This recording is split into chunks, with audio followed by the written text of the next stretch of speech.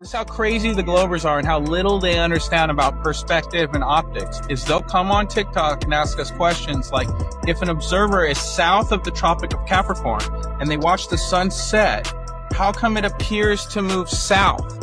Okay, well, everything's converging towards the center. So the sun going from the right side of the screen towards the center, that's not a cardinal direction. That's not the sun moving south. That's just it moving away from you and going to the center of the frame. They attribute cardinal directions to perspective. They attribute curvature to perspective. And it's just like they don't understand how any of this stuff works. But once you can look at it with the scales off your eyes, it's not that hard to get. What if I told you that everything you know is just the beginning? Beyond the veil of the ordinary lies a realm of hidden knowledge, ancient wisdom, and untapped potential.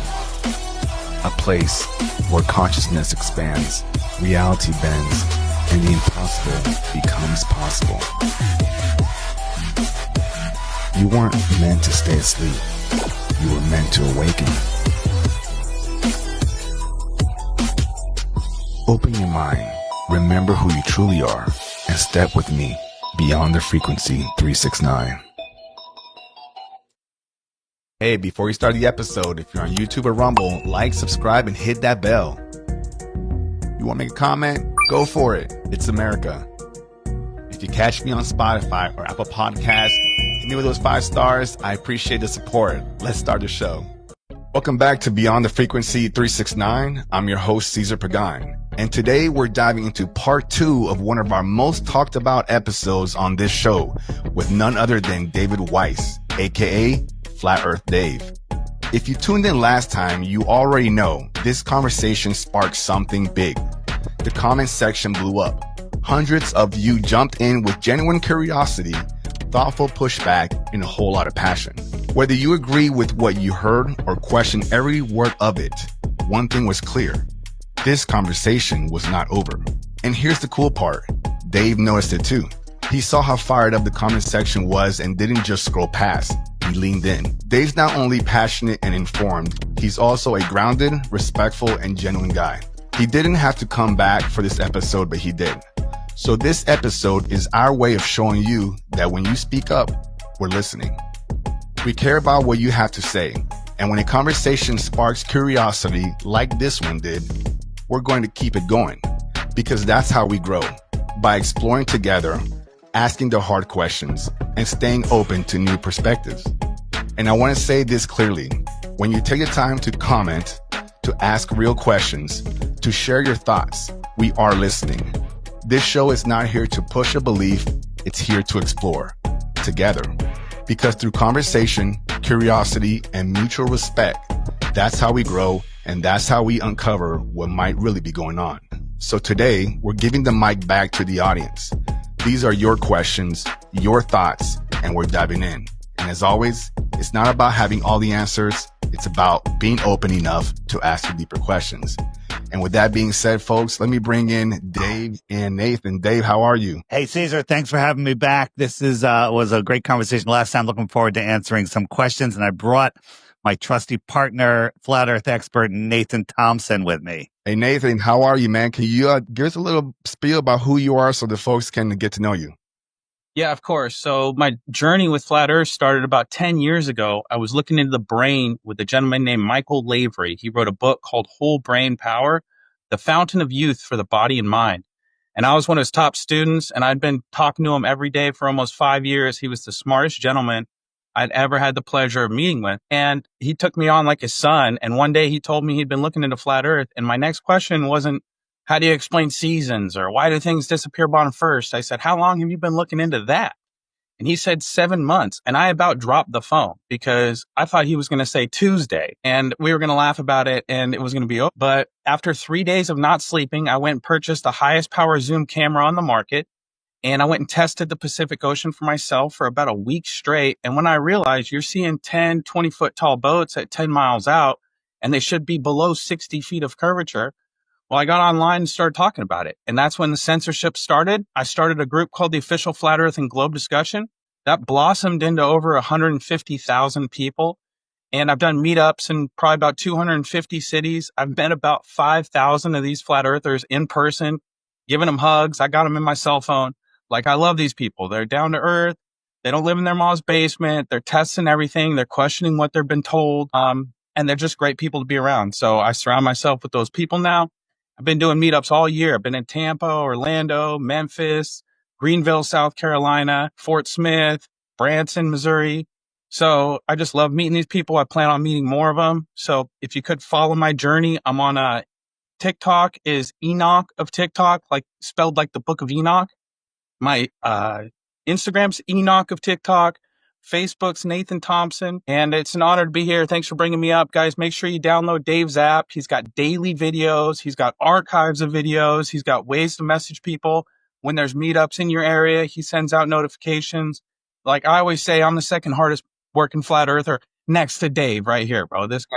Come on now. The most work. So, yep. Love that. I love that. And Nathan, before I go back to Dave, what's your relationship with him? How did you guys kind of hook up here? Well, he spoke at a lot of the same conferences that I was speaking at, and he's just doing a great job. I admire all his work. He's done over 1,000 interviews. And I mean, I've been out testing the earth. I've used infrared, telescopes, high power zoom cameras, helicopters, lasers, land surveying equipment. I mean, if you can look through it and test the earth with it, I've got my hands on it and tested the earth. I couldn't find curvature one time. I've been to 12 states, 2 oceans, 2 continents. It's just not curving, guys. It just is what it is. The earth is flat. So thanks for having me on. Appreciate it. And one quick note, it's very coincidental or just worked out perfectly that Nathan's on this show. This is right now, the app is uploaded. There's a new version of the app uploaded to iOS and Google Play that should be available before this comes out. So basically tomorrow. And it's inspired by Nathan. Nathan did a video juggling steel balls while reciting the top 100 flat earth proofs. And I was like, Nathan, what? Alphabetically too. Right. Yeah. Alphabetically while just showing that's the brain power thing he was talking about. The brain, he's literally, you know, he's one of those super minds. But, I was like, those will make great flashcards. So I've been working at it for about a month now, I think. And now it's literally coming out tomorrow, and I'll show it at the end of the show here.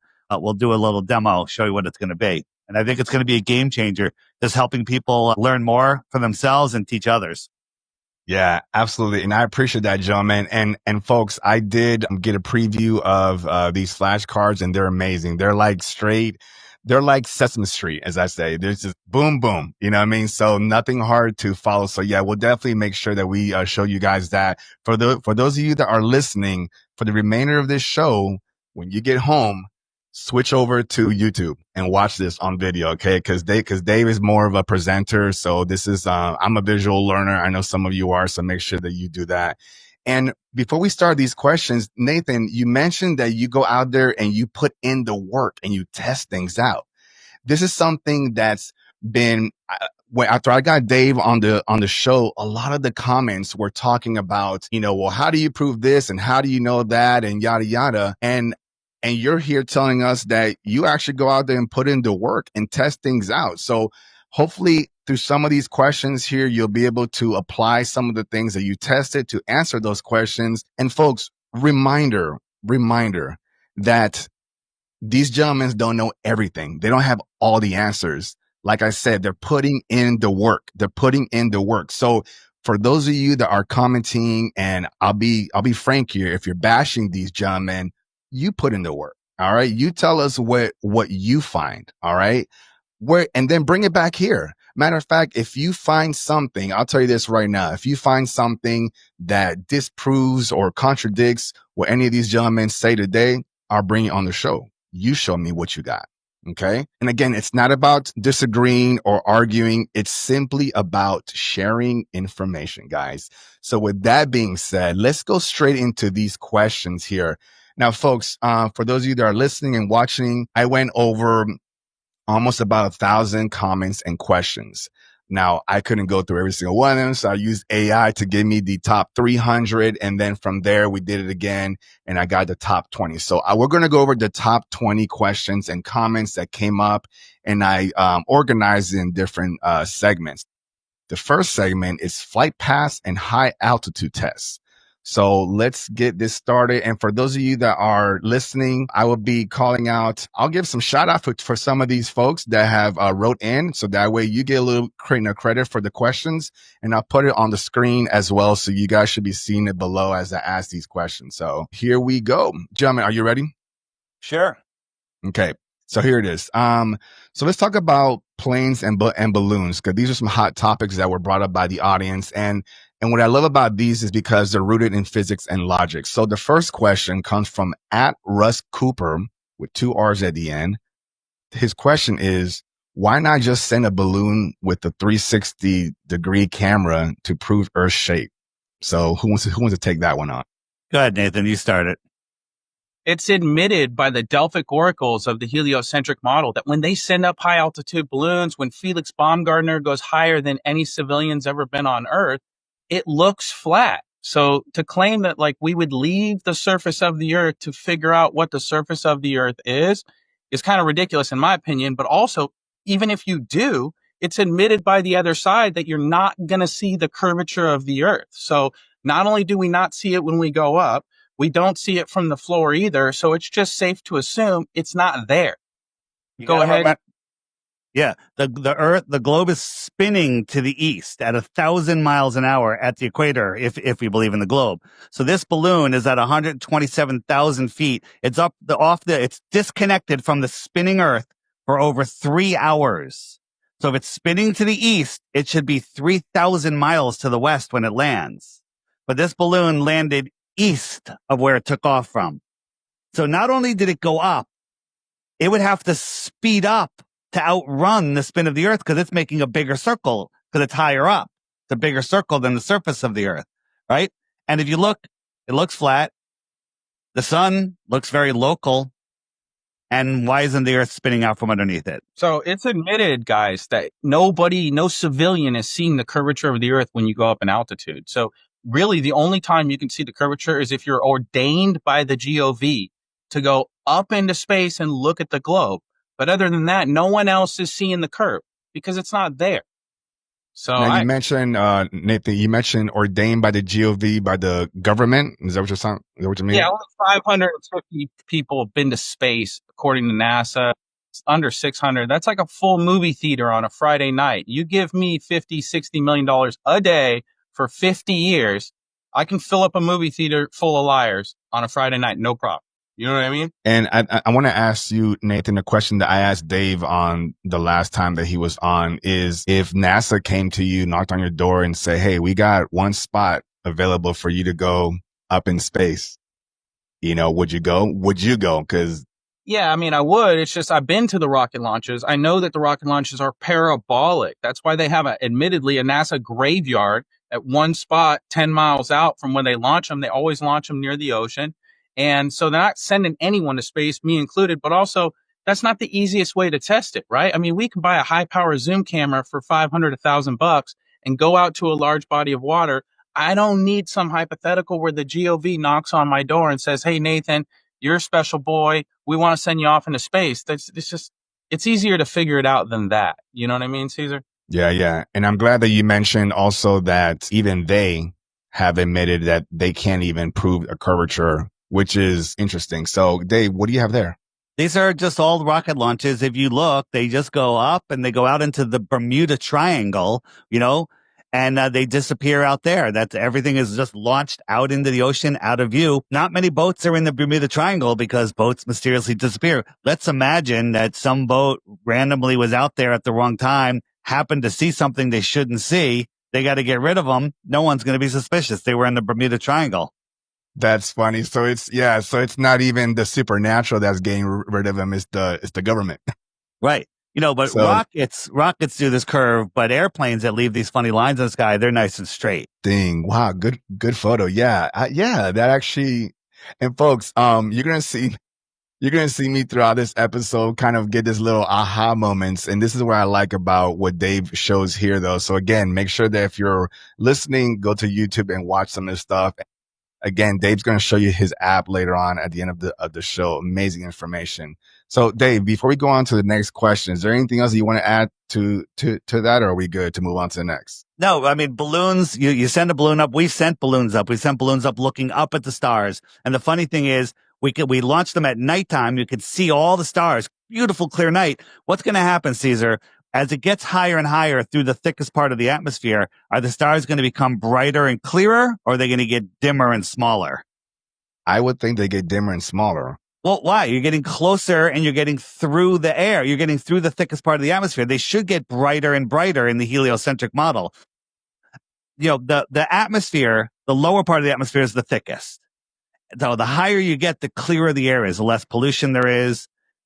So we send these balloons up, and as they get to 60, 70,000 feet, all the stars disappear.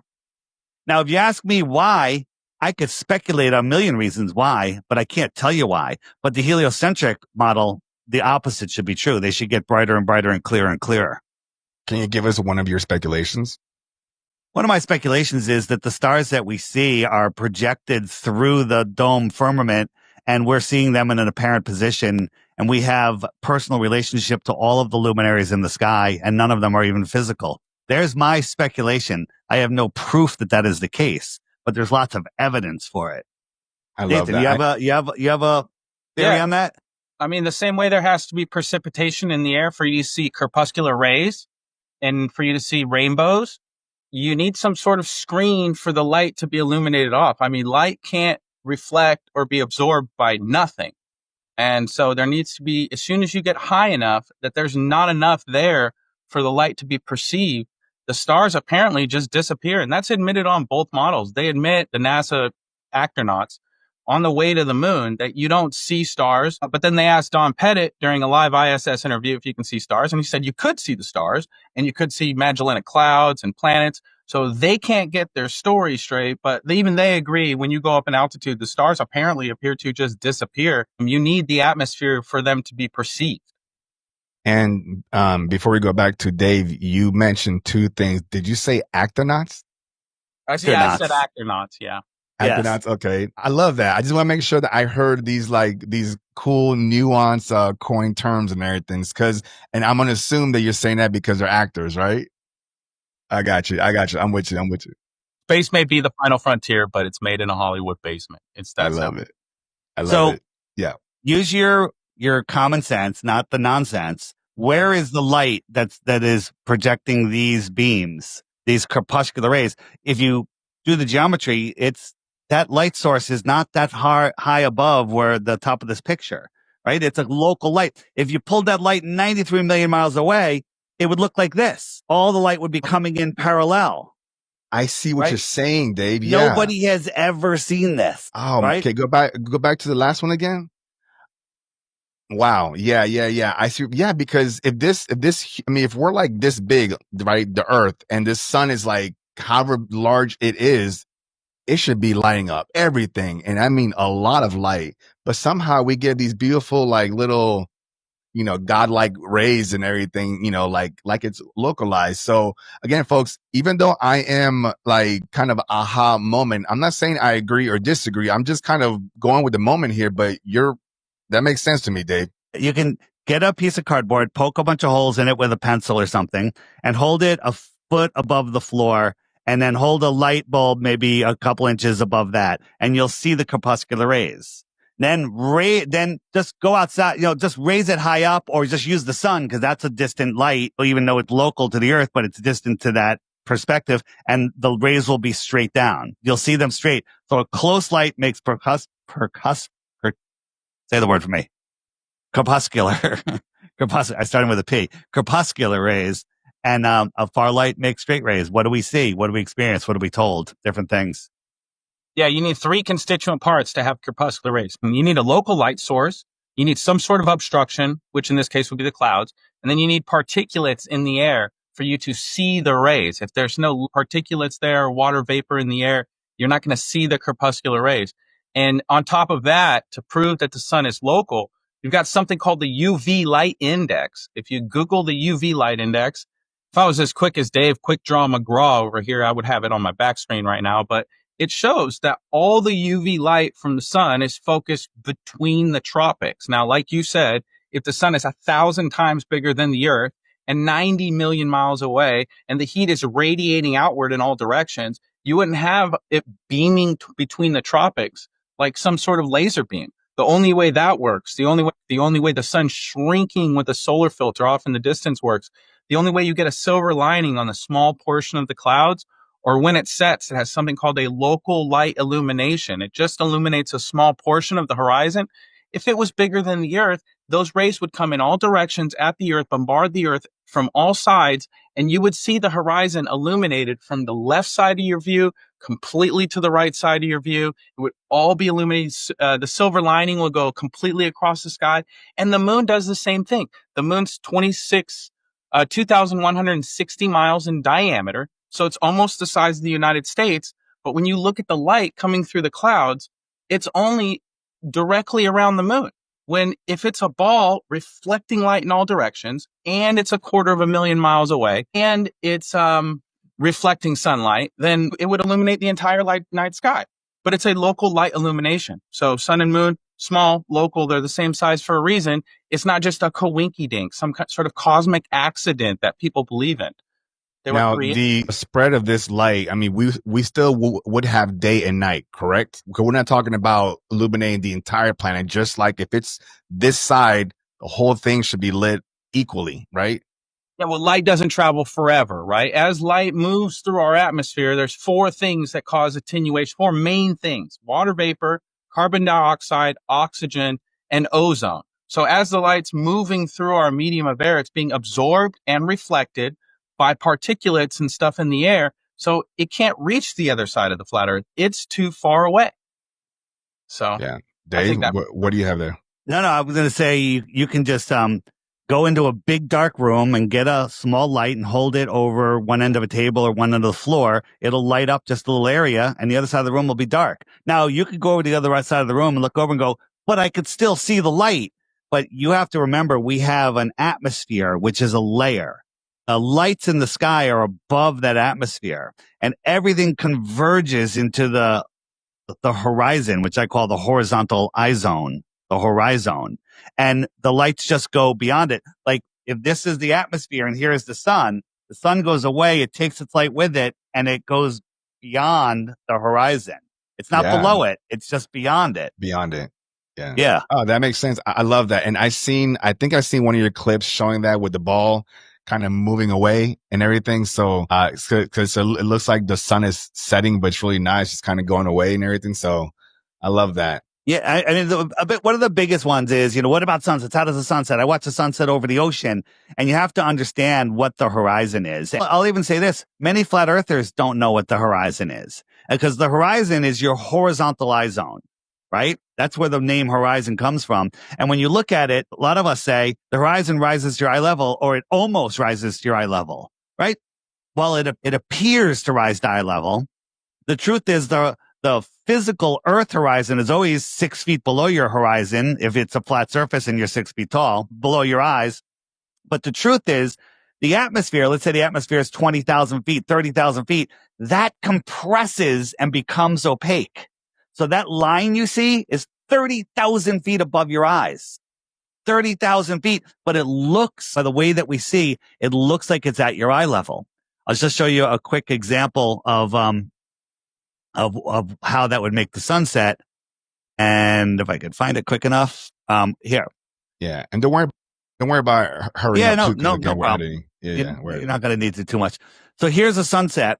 You think that's the Earth curve, but that's literally the horizon pressed into an opaque line, right? Just like this coin is going beyond this table horizon. Now, yes, the camera is slightly below. You can say, well, if I'm at the ocean, I'm above the water. I'm never below the water, right? Good argument. The problem is there's waves in the distance. There's also the atmosphere that becomes opaque over distance. People don't realize that on a perfectly clear day, it becomes so opaque, you can't even see the sun. So it's just a sunset from the beach with the right conditions. I mean, sometimes the sun will appear to get larger when it sets. Sometimes it will stay the same size. But let me zoom this up a little bit. Watch how small this sun gets when it sets. Look, it turns into just a little dot. And I've never seen that. It takes flight with it. Yeah, a lot of people don't see that because sometimes you need a zoom lens to see that. most of the time when you're looking over the water, there's an atmospheric layer and the sun will go beyond it or behind it before it gets to that tiny dot. That's on a super clear day. Yeah, and Okay. here's the thing, though, right? If you Google atmospheric lensing or atmospheric magnification, the atmosphere works like a lens. So if you simply take a lens and put it in front of a candle and you move the candle away on a flat surface with the camera above the surface, you'll see it disappear bottom first, and then you move it towards the observer and it'll appear to rise up from the horizon. So you got to remember the atmosphere is playing tricks on you. The GOV is playing tricks on you, but Dave and I love you, dude. We're not going to trick you. I love that. And okay, so what you had there, Nathan, was you had a camera set up, some kind of magnifying lens. Is that what that was? A magnifying lens? Just to imitate the atmosphere. Okay. And then you had a candle on some roller thing, all on one level. Now, if you look on the bottom of that, that's just the thing going away. But the way you see, you're seeing through that camera that's looking through the atmospheric lens, and it looks like the sun is setting and going right into the table and getting bigger as it gets farther away. Yeah. And that's what we see most of the time. Yeah. I mean, here's two guys talking about how the atmosphere is the same as that of a lens. Let me show you. Sure. The science is the same of that of a lens. Here's a simple example. So if you're looking at Chicago here, just maybe now you can just see the top of the Sears Tower. And if our simulated temperature inversion moves into place, hopefully now you can see pretty much all of Chicago, including what's at ground level. So the atmosphere really is acting like a lens. Yes. So there you go. Wow. Now I got to ask, for those that are probably thinking about this, are those guys flat earthers? No, I mean, those are just guys who study light and have PhDs in light and the atmosphere, and they're explaining how the atmosphere works. Okay. And good. Stop sharing for a second. I want to show something here. So this is a clear day. Wait, let's get him back to the. Okay. Yep, there you go. This is a clear day, and look how the sun just morphing. This is because it's trying to go through the atmosphere, and it's above the horizon that we see is down here, but it's just fading out. It's taking its light away. I'm super zoomed in with a drone. So my friends are at the beach. They saw the sunset from the bottom up 10 minutes ago. I'm still looking at it, and it just got to the point where its light couldn't push through the soup of the atmosphere. Here's another one. Here it is. Now, this horizon is the atmospheric deck horizon, but you think it's the Earth, and it just zoomed in. Watch. I got it slow. Well, this is still sped up. It's just going. It's not going down. Remember, the Earth is spinning. It should always be going down. It went down, down, down, down, down, and it stopped. It stopped going down, and it just kind of fades away. So what happened right there? So it's just going. So it's like if we were standing next to each other in the fog and I started walking away and I disappeared into the fog, that's all it's doing. It's just disappearing into the soup of the atmosphere. We're told that light travels for billions and billions of years, and the stars that we're looking at have died billions of years ago, but we're still seeing the light. Okay. That's ridiculous. That's the dumbest thing ever. That if you say, oh yeah, I believe that, you literally lost half your brain cells by saying that sentence. So let me ask you this, Dave. So whenever we see the sun out there, are we actually seeing the ball of sun? Or are we seeing the light from the sun? Was that a good question? It's a great question because, here's the thing. The only thing that we can say about the luminaries, what are the luminaries?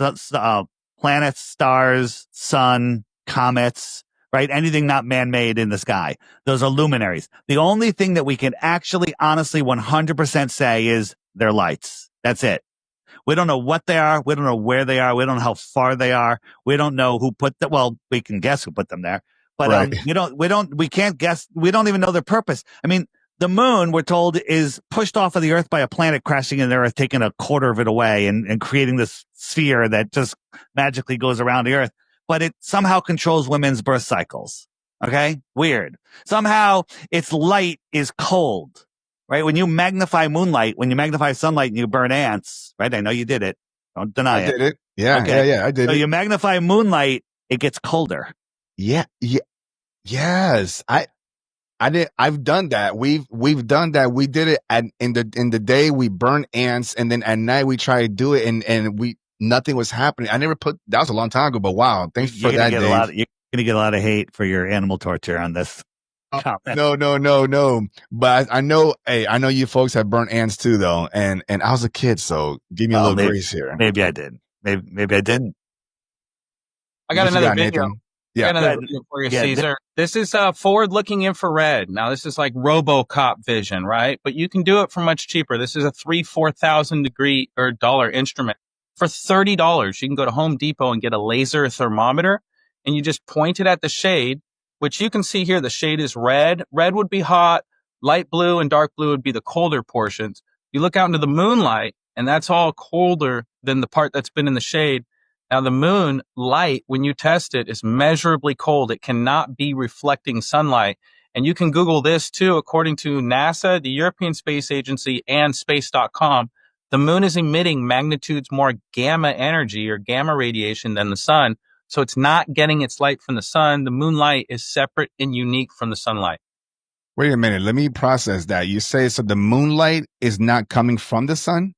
No, it's separate and unique. So a sunlight has a drying effect. It's warming. It's yellow and gold. The moonlight, it purifies. Yeah, it's septic or antiseptic, one or the other. So, but yeah, the moonlight's the complete opposite.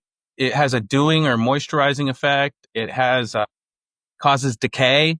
You preserve things in the sunlight. I mean, they are yin and yang. That's where the yin and yang symbol comes from, is the sun and moon moving around polar center, creating our day and night.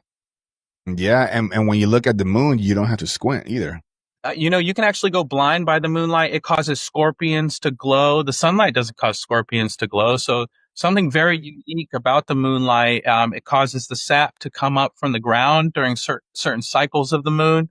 I mean, it's just very connected to Earth, even though they claim it's just a ball of dust 235,000 miles away. Like Dave said, it affects women's cycles.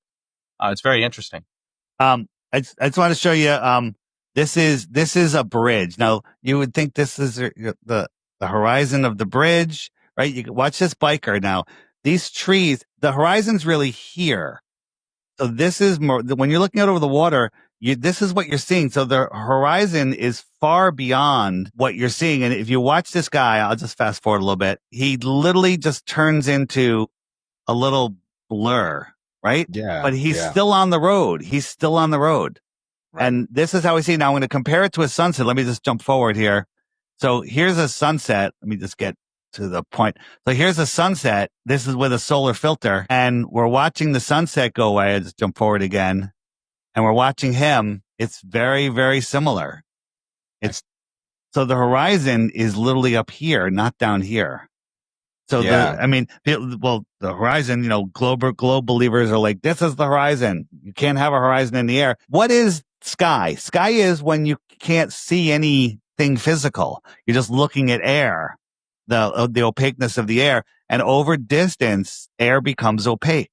So as far as you can see the land, that's where your horizon is. The horizon is an optical location. It's not a physical location. Yeah. So, and I'm glad that you point that out. So the horizon doesn't really exist. That's it's an illusion. It's an illusion. And it's also about perspective, right? So, I've never seen what you're just showing us with the sun just disappearing in the middle of the air. I've never seen that. But again, you caught something like that based because you were with a drone at a high altitude, right? So when I did that, the Glober said, CGI, it's Photoshop. I wish I was that good at Photoshop. On my app, right here in the web button, which is more resources, scroll down. I got a whole section on sun fade outs. There's a whole bunch of them. And some other people actually caught it too. And there's a whole bunch, and you can check it out. Now, I'll admit some of them are a little bit out of focus. But the focus isn't what matters. If the earth is spinning, the sun will go down, down, down, down, down. And it'll keep on going, right? But we'll see the sun go down, down, down, down, down, and then it stops, and then it just fades out. It just fades out. It just fades out at that stopping point. That's because there's some sort of dome over us, whether it's physical or optical. I couldn't tell you. And the sun doesn't go below it. Nathan, what were you showing? I want to show one more thing. Yeah, I got this. This is the moon. I was at the Mile High City in Denver. Now, you got to understand, the closer you get to Earth's atmosphere, the more of that soup that you're in, the more that's going to magnify distant lights. When lights go through denser mediums, they appear larger. That's called glare. Now, when I was at the Mile High City, I got the moon. I thought this was Venus when I started the time lapse, and I got closer and closer, and I realized, holy crap, that's the moon. So I was about 7,000, 8,000 feet in elevation. I was just above Denver. That's the city lights of Denver off in the background. And you can see the moon here. I thought this was Venus when I started the video. And then it comes straight at me and just got bigger and bigger and bigger. Now, according to the heliocentric model, this is all happening because the Earth is rotating. Now, this wouldn't happen. It wouldn't be getting drastically bigger and bigger. And I did this with the sun a couple months ago. I can show you that video and that picture as well. That picture that you mentioned just there, you said when you thought it was Venus. So how is it that it came to you? Was it a sunrise? No, it was a moonrise. The A moon was moonrise. rising, Okay. but I didn't see it at the horizon. I saw it off in the distance above the horizon. It was just Okay. a little dot of light. And I go, let me turn on my camera and take a time lapse. What the heck's going on? Venus looks huge. And it turns out it wasn't Venus, it was the moon. And I couldn't believe it. I was like, man, I can't believe the moon changed that much in angular size. It wouldn't happen on the heliocentric model. And so here's the sun. I could play the video, but I'll just show the picture. Here's the sun at the beginning of my time lapse, and here's the sun at the end. This is all one time lapse, one video. I show this to Globers on TikTok, and they say, you didn't have a solar filter in the top picture. And I'm like, go watch the video, guys. I got the video. Let me check this out. I have a glass dome here. It's just sitting on, I have it on a rug, and I got a pen light, and I'm holding it off to the side. And I'm just going to bring that pen light across the top, keeping it at the same level. And we see that the sun rises inside the dome. It looks really cool. It looks like a sun inside the dome. And the light's just going across now, and it goes down, down, down, and it's never going to go below the edge. It just fades out. Right? Now I'm going to come back. So now I'm going to come back. I'm just changing directions. It just appears on the horizon. It rises up. You're at the center of this dome because it's your own personal atmospheric dome. And this is how, and it just stops and fades out. It's the same thing. Wow. And cool. And do you have a lot of these experiments on your app? Like that everything's on the app. If you go to the FAQ page, all the questions, everything you have there. What about tsunamis? What about, are all space agencies in on it? Or, where does the sun go? Great videos here. Ships over the horizon. Great videos there. We can see too far. Tons of stuff. And all of those videos are being hidden from you on YouTube. They don't want you to find them unless you know the channel name and the video name. You're just going to get fed propaganda. Your mind's going to get tired. You're going to watch a couple troll videos. You're going to be like, I don't want anything to do with this. And that's what they want. They want you to give up. They want. Exactly. Yeah. That's what they want. They want you to they want to bury it so deep that you get tired of looking. And then, Well, guys, so let's get to some more questions here, but this is amazing. Hang on one second. Nathan wants to show you something. I'm sorry. Go ahead. A good resource. Yeah, I thought it was shameless plug time. I was going to let everyone know you can get flyers from me, flatearthflyers@gmail.com. Also, I'll share my screen real quick for anyone who wants to get really deep in the research. I've got all this on one thumb drive that I offer to people. There's video clips, everything I've been showing here, keynote speeches. Here's the books. Now you click on ancient. You've got African, Chinese, Greek, Hindu, Irish, biblical. You click on biblical. You got the Apocrypha in there, Enoch, Jubilee, Jasher, all those hidden books are on there. Then you go back to old. These are all the authors that are in the old section. Now you click on someone like Samuel Rowbotham. It's going to have 30 articles and books and everything he's ever been involved with. But yeah, this thing's loaded. If anyone's interested in one of these, let me know. I've got 1,000 memes. I've got, if you go to here and you go ancient cosmology, these are all maps. Wow. Yeah. I mean, Hindu, Greek. It's a great jump starter to get information so you can have it, especially when they turn the internet off on us. At least you'll have everything and you can share with others, Yeah, on there. But yeah, next question. We probably have 18 questions left. Yeah. No, but that's awesome. Stop sharing. Yeah. And that's so Nathan, you said that they go to your site there and then they'll just contact you, ask for that information. You give them all that. Yeah. Just email me flatearthflyers@gmail.com. That's it. Just email them and say, what do you got? Okay. I'll put it on the video here and you guys can check that out also on the description. Thanks for that, Nathan. All right. So next question, we're still talking about flight paths and high altitude tests. So the next one is from at Christopher Charles J.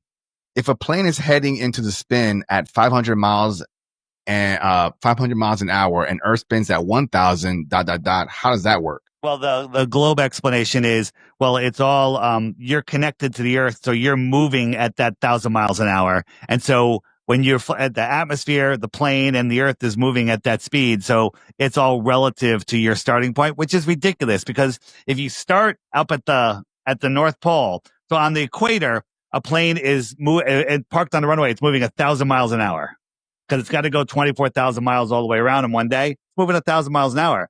If you're at the North Pole, you're not moving at all. You're just pirouetting once a day like a ballerina. Okay? Yeah. So an airplane takes off from the North Pole, flies to Ecuador, and it wants to land on a runway that's oriented north and south. That runway is moving sideways at 1,000 miles an hour. Where does it get that tangential speed from? And the answer is it gets it from Narnia. All right. I mean, they contradict themselves all the time, right? They'll say that it moves in unison, but then Neil deGrasse Tyson will say that the Earth moved under a field goal on his Twitter with 6 million followers. Now, this guy has a PhD in astrophysics. He goes on Joe Rogan. He's a Delphic oracle of the globe religion. And even he has to admit, if we lived on a rotating Earth, right? When you kick a ball up in the air, you throw a ball up in the air. When a hot air balloon goes up in the air, it's increasing the radius value to the center of the Earth. So if it maintains the same speed it had on the surface of the Earth, as it goes up in altitude, there would be a drag. It would start to move behind unless it magically increased in velocity as it goes up in altitude. But there's no magical force pulling things sideways as you go up in altitude. So they don't have an explanation for that. Caesar, they say the reason that the atmosphere spins with the Earth is because the Earth is topographical and its rough surface. And over billions of years of spinning, all of the air just started moving with the Earth. Now, the reason you're trying to think and you can't figure it out is because it's retarded, right? It's all right. I don't know if I'm allowed to say I'm going to ask you to explain. Yeah, well, you can't explain it because it's stupid, right? And look at this. There's clouds moving in different directions and different layers, right? So billions of years of friction just got blown away by this weather phenomena. Okay, right? So this is that, by the way, isn't a bad word. The R word is not a bad word. It means that you're slowed down. That's what they're trying to do to our brains. They're trying to slow us down with fluorides, turning us into human pincushions, right? With all the poisons they give us and the nonsense that they feed us. I want to just show you one thing. And by the way, there's 0% chance we're going to get through half of the questions you want to get through. Okay? 0%. Right? This came out the other day. Okay. Yes. Astronomers have captured real photos of alien worlds in deep space. Here are some of the best. Okay. This is an article in whatever this magazine is, Sky Night magazine. Okay. This is a NASA article. So this is the cover image. Oh, by the way, hold on. And it says real photos, right? So it's showing us, look, this is the planet. This is, I don't know, the galaxy. Oh, here's another one. But this one says an artist's impression, not real image. Remember, the title said it's going to show us the best images. Then it shows us this, not an artist's impression of a hot Jupiter. Okay, wow. Wait a minute. Where's the real photos? So then they go to this one. Now this one is captured by whatever, right? So this is supposedly a real photo. I'm like, that can't be fake, right? Then they show us this one. This is a real photo, right? 51 Erdani B. Oh, that's got a cool name, right? Then they show us this one, HB8799B, C, D, and E. Wow. Well, I don't know what the star is supposed to represent, but this is a real photo from NASA. This is actually proving that space is real. This is a real photo, right? This is another one, right? Look at this. You got these a star and a planet or just a star. I'm not sure, right? I made this one in AI. Okay. I made that one. This is NASA. This is me. Dude, I've seen better work with a spray can and a ball in Venice. Hold on. I got more. This is NASA. This is real. Okay. This is, I don't even know what they call it. Ready? Now here comes mine. So What is that? Weather. Yeah. How do you do? I made How do you this. do that? Yeah. I made this. I took the description of what I said. I told AI, just make a distant galaxy in this style, make it look like this, and make it have two suns, make it have two stars, right? Okay. What about this one? Okay. NASA or me? Which one? You have to guess. I got to give it to you. That's because it's too damn good, right? It's too good for NASA. Okay. Yes. It is, but it looks just like another one they have, right? This is ridiculous. And know how long it took me to make this? 30 seconds, right? Oh, and I don't crazy. get $80 million a day like NASA gets. So you got guys like yourself that just mess around and you make this through AI and then you sell it to some magazine and say, hey, here, and then they pay them and they're like, here, this is it, you know? I think AI is writing most of the articles that we see. I think it's all just AI, and people are like, well, what about, in 1960? I think AI has been here since the 1800s, and they're just letting us know. I think that all of our history is a complete and total lie, and nothing new is under the sun. And we're just interesting. Yeah. What an interesting thought that you believe that AI has been here longer than they've told us. Everything has been here longer than they told us. How about this? We're supposedly at the pinnacle of civilization right now. The truth is we're literally in the final credits of Idiocracy. There was a way more advanced civilization here long before us in the 1700s or whatever. And some reset happened. Not sure what, how or when or who or whatever, but the world was reset. And now we're living in a post-apocalyptic world, but that's not a bad thing. I think this is the most amazing time to be here. I think we all chose to be here. I think the creator put us here to have this experience. And I think all of our life missions are to spread truth and love and see if you can break free from this video game. I love it. And that's what you guys are doing. You guys are just trying to prove if you guys are not afraid, if somebody can tell you, hey, I have the actual proof of this, you guys would be like, show me, right? All day. Okay. Do you trust the science? Do I trust the science? Negative. Oh, Good. The shirt. I trust your shirt. Wait, what does it say? Do you trust the science? I can't read the other part. It gives you blood clots. I know you have a lot of shirts because I learned it on your last episode and stuff. So you can find all of them on the shopping section of the app or on my website on the t-shirt section, flatearthdave.com. I love that. Nice timing. All right. So here's the last one from this segment, flight paths and high altitude tests. From @BeyondAwakened, they ask, how do maps work on a flat Earth? Are distances distorted? Nathan? Yeah, they had hundreds of maps back in the day. They navigated the Earth using the sky as a map. I think the best map we have is the sky. 88 constellations, 36 in the north, 52 in the south. So as you move out from polar center, there's going to be more firmament. There's also going to be more land. That's why the time zones are all discombobulated, and you can't figure out why there's 36 in the south, 18 in the north, 24 at the equator. So maps, they were making them for thousands of years, assuming the Earth was flat. I'm not a cartographer.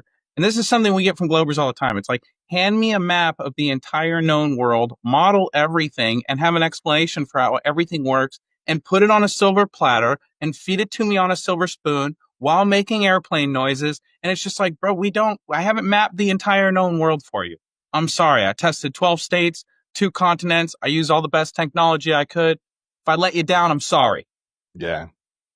And I wanted to ask, have you guys, I recently came across a World War II map of the Earth, and it is fascinating. I don't know if you guys ever seen that. And it's like it shows the Earth in 4 sectors, which some say that's the 4 corners of the Earth. And in one sector is our known world, like all the continents, things like that. But then on the other side, the other 3 corners or sectors of this map is these unknown lands and continents. But this came from the Germans or the Nazis or something. It's like, here's the prod clock, right? And so this is the 26,000 year cycle. But here is a map of it looks like a little bit like the moon map, but the flat Earth map. And then if you look at it here, they took it, and this is before they changed it, but without telling anybody, they took that map out and replaced it with this map. Interesting. Okay. Right? Where's this at? This is in Prague. Okay. Yeah, Czech Republic, and it's the oldest clock in the world. Yeah, it's 610 years old, Caesar, still works to this day. Yeah. And know anything about gravity until 1666, allegedly, which was 400 years ago. So this was developed by pretty much a bunch of flat earthers that didn't know anything about gravity. And it still, to this day, is accurate because the sky is a map and a clock. The earth is not spinning, tilting, wobbling, twerking to mumble rap, or doing the Macarena.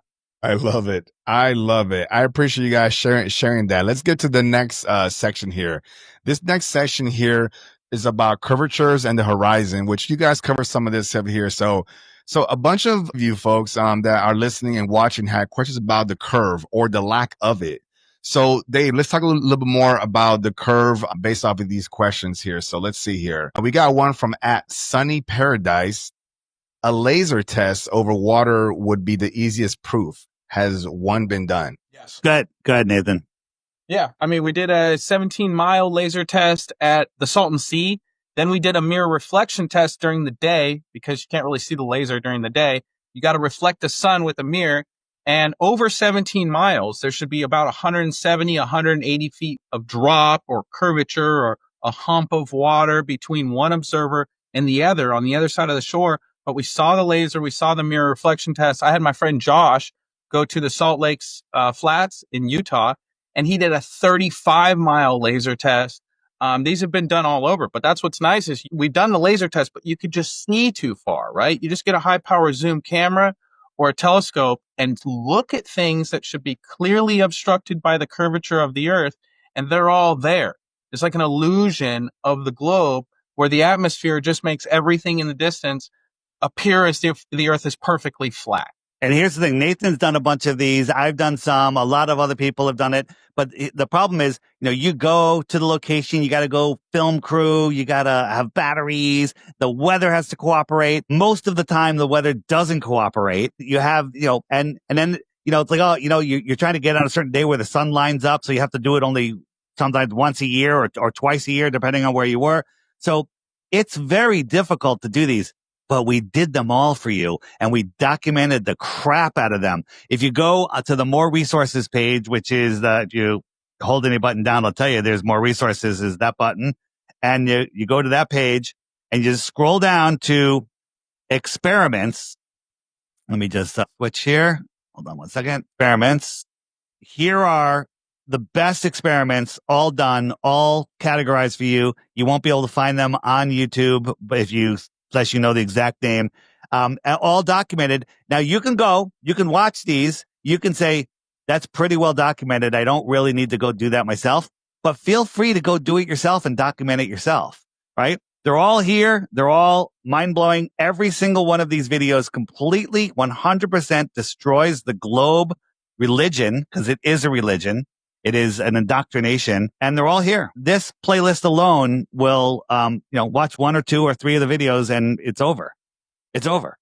Yeah, and I gotta add this, gentlemen, again, kudos to you, standing applause, ovation for putting in the work, because usually when you do an experiment, you have a controlled environment. You can't control the world. You can't control the atmosphere. You can't control the weather, the sunlight. So the fact that you guys put it out there and do the work, like you said, Dave, for people, like I said, if what they're doing and producing for you is not good enough, please, I encourage you, just for the sake of humanity, do the work. Come back to us. Let's talk. Yeah. But we did it. We already did it for you. So to learn how to do it yourself by watching the videos. So check this out. This video. These are 2 oil rigs, so we know exactly how far they are. From the observer height, the horizon should be in front of the closer rig, but it's behind the farther rig. Okay? Let that sink in. Here's the problem. Here's how Glober still exists.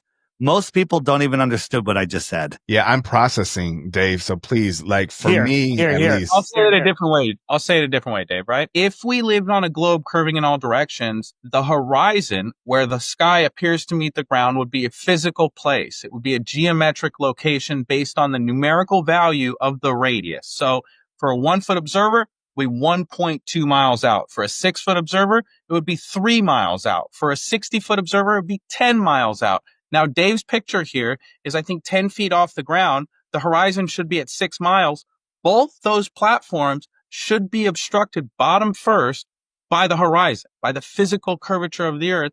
But the horizon changes hour to hour, day to day. It's never where it should be. It's always too far because we don't live on a globe with a physical geometric horizon. There you go. That makes sense. Dave, what do you got there? No, I'm just showing that the horizon should be we shouldn't be able to see the surface of the water beyond like where my finger is or even closer, but we can.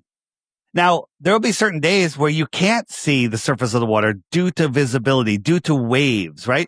Like my finger can't hide my face unless my finger was closer to you than it can, right? Go. And so you have to understand everything merges into the vanishing point, but everything in the background also merges forward. So and that was that you showed us in the last episode something like a hallway, right? And like the sky and the floor lining up. That was a great one. There was a lot of comments that disagree with that and you know, whatever the case is, but to me, that was a good explanation. Yeah. So here we have the water. The water's ramping up. The sky's ramping down, and you're told that this is Earth curve and that the Earth is curving away. So wherever you are on the Earth, you're always at the top. No matter where you are, for you, you're at the top. So the ground is always sloping down and away. The farther away it is from you, the lower it should be. So this is ramping up. And they say, well, that's Earth curve. But if we go, this is a hallway. Now we know the hallway is flat, right? The hallway is going to the vanishing point. I lay it over the water. It's doing the same thing that the water's doing, but the hallway's perspective and the ocean is Earth curve. I thought, why is it doing the same thing a flat hallway does? Now let's look at the sky. If we add the sky into this, they could just go a little farther. So I got a sunset laid over it. So I got the hallway doing the same thing as the ocean. The sun is just traveling away at the same level. And where do you think the sun's going to go? It's going to go into this vanishing point. Okay, it's right just going to go center. Okay, it's going to go right into the center. Let it go. And so this is the sun just going away. This is the hallway going away. This is the ocean going away. It's just going away. And this line here is way over your head. Here's another sunset. It's just going away. This line here is thousands of feet above your eye level, and the sun is just going beyond it and into it. See how you can see that thickness there? Wow. And I like how it follows the path of this roof diagram and things like it. You know how I made it follow it? I did nothing except lay it over it. It's an overlay. I just overlaid it. This is how crazy the Globers are and how little they understand about perspective and optics. Is they'll come on TikTok and ask us questions like, if an observer is south of the Tropic of Capricorn and they watch the sun set, how come it appears to move south? Okay, well, everything's converging towards the center. So the sun going from the right side of the screen towards the center, that's not a cardinal direction. That's not the sun moving south. That's just it moving away from you and going to the center of the frame. They attribute cardinal directions to perspective. They attribute curvature to perspective. And it's just like they don't understand how any of this stuff works. But once you can look at it with the scales off your eyes, it's not that hard to get. It's super simple. I appreciate your perspective on that. Go ahead, David. Caesar, in our solar system, we're taught that all the planets go around the sun, but they forget to mention that the sun's traveling at 500,000 miles per hour, and somehow all of the planets stay on the same plane. You see this plane, if this was like a record album, right? Yeah. They all stay on the same plane at all of their different orbits. They all stay on the same plane following the sun. Right.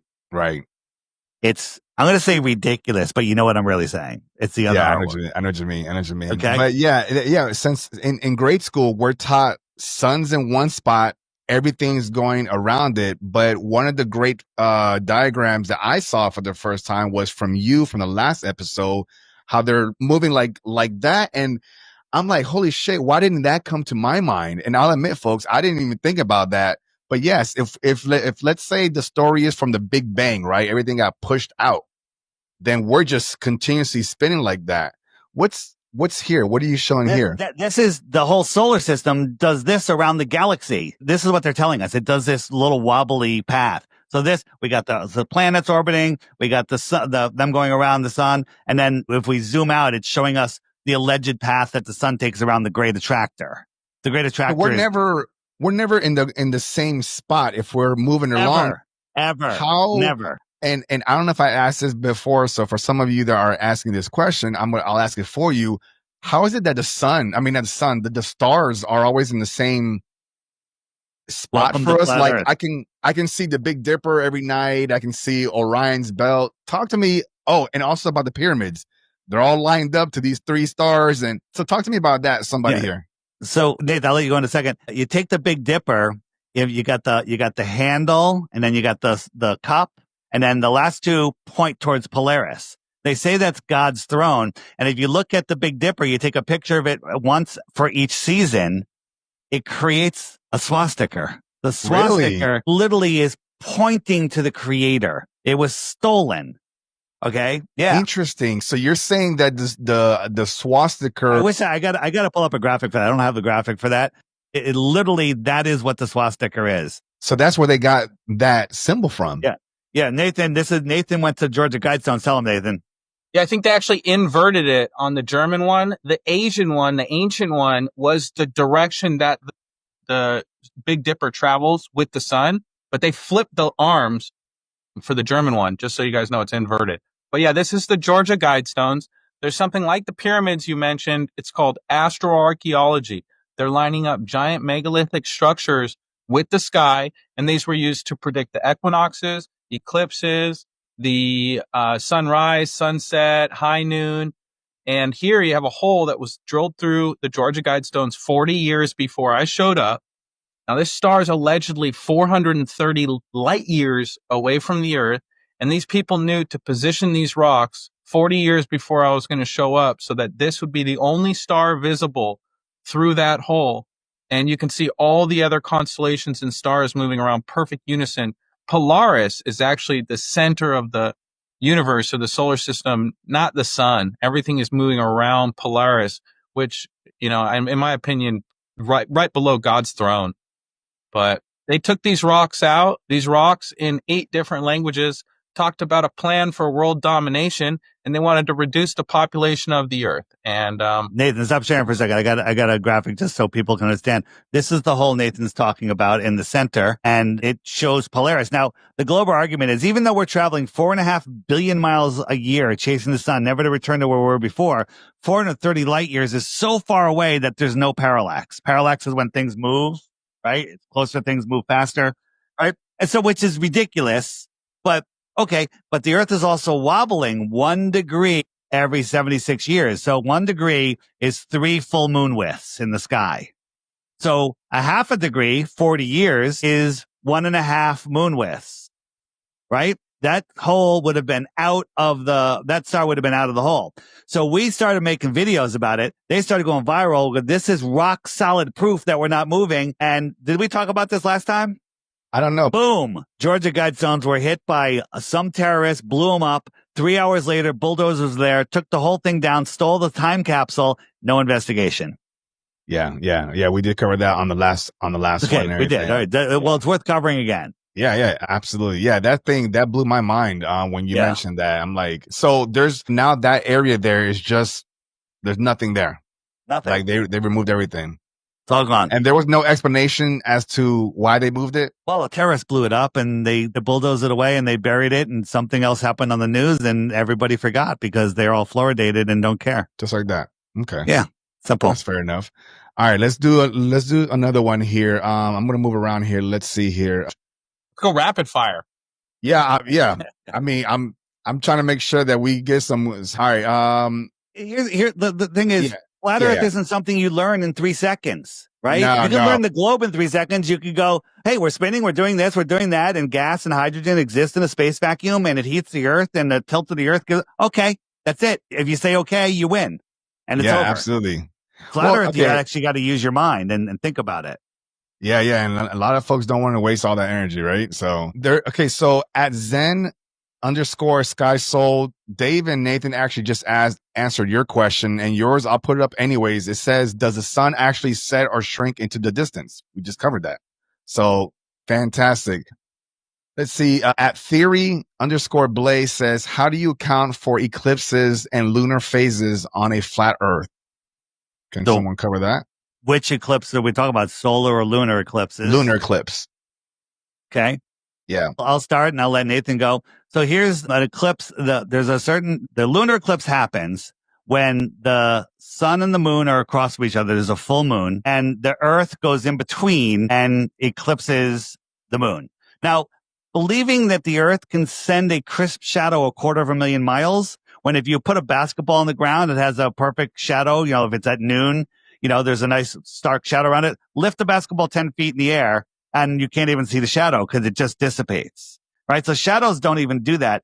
The problem is there's been over 50 documented selenilian eclipses where the observer can see the sun off one side, the moon off the other, and the eclipse starts and it comes in from the top. So one, it's not the earth being in between. And even if it was, why is it coming in across the top? So what does that mean? What is causing that? We have lots of theories. I think we have good stuff, but what we know it's not the ball earth in between the two. Nathan, you want to chime in? Yeah, I mean, there's a million things about what we observe that don't match up with the heliocentric model. You've got the Terminator line moving the wrong direction. It should be an S-wave pattern. If the Earth was a ball, it's not an S-wave pattern. It shouldn't be glowing red because shadows in reality are not glowing red. They're dark. But on top of that, the way that they predict the eclipses is based on the Saros cycle. It was developed by the Babylonians. NASA admits they use the Saros cycle to this day to predict eclipses. They've got Mr. Eclipse, Fred Espenak, who works for the Goddard Space Center. And he's one of the cards actually that's coming up on Dave's app this week. He's one of the flashcards. He's Mr. Eclipse, and he's done 12-year ephemerides. Ephemerides are basically printouts of what you're going to see in a night sky on a particular day at a particular time for a particular location. And he's done geocentric ephemerides for the sun, the moon, and all the planets with our tax money. And it's like, why are we paying people at NASA to this day to develop geocentric ephemerides if we live on a heliocentric universe? It just blows my mind. And so here's, I'll end on this, Dave. Samuel Rowbotham wrote a book, and I highly recommend. It's one of my top 3 flat earth books, but there's a section on eclipses, and it talks about how to determine the time, date, and magnitude for eclipses. These are lunar eclipses, and it's got page 1 here. Page 2 is all formulas, and page 3 is more formulas. And so if anyone wants to know how it's all derived and what you have to do, here's all the math for you. Check this out. Nobody wants to do the math, Nathan. Yeah, no one wants to do the math, but Nathan, when later on after this show, when I get to my email and things like that, can you send me those screenshots? I can put them up. Anything you need. Okay, cool. So that way folks can actually like pause and take a look at it and do whatever it is. What is this silly onion? The selenilian eclipse. Yeah. So the observer is looking here. The moon is still above his horizon. The sun is still above his horizon behind him, but the shadow's coming in from the top. It's supposed to be the earth that shadows. So it's hard to, I just learned after 10 years how to pronounce selenilian. I used to butcher it like you did. But the scientists are having a hard time with it too. So they have another name for it. It's called the impossible eclipse.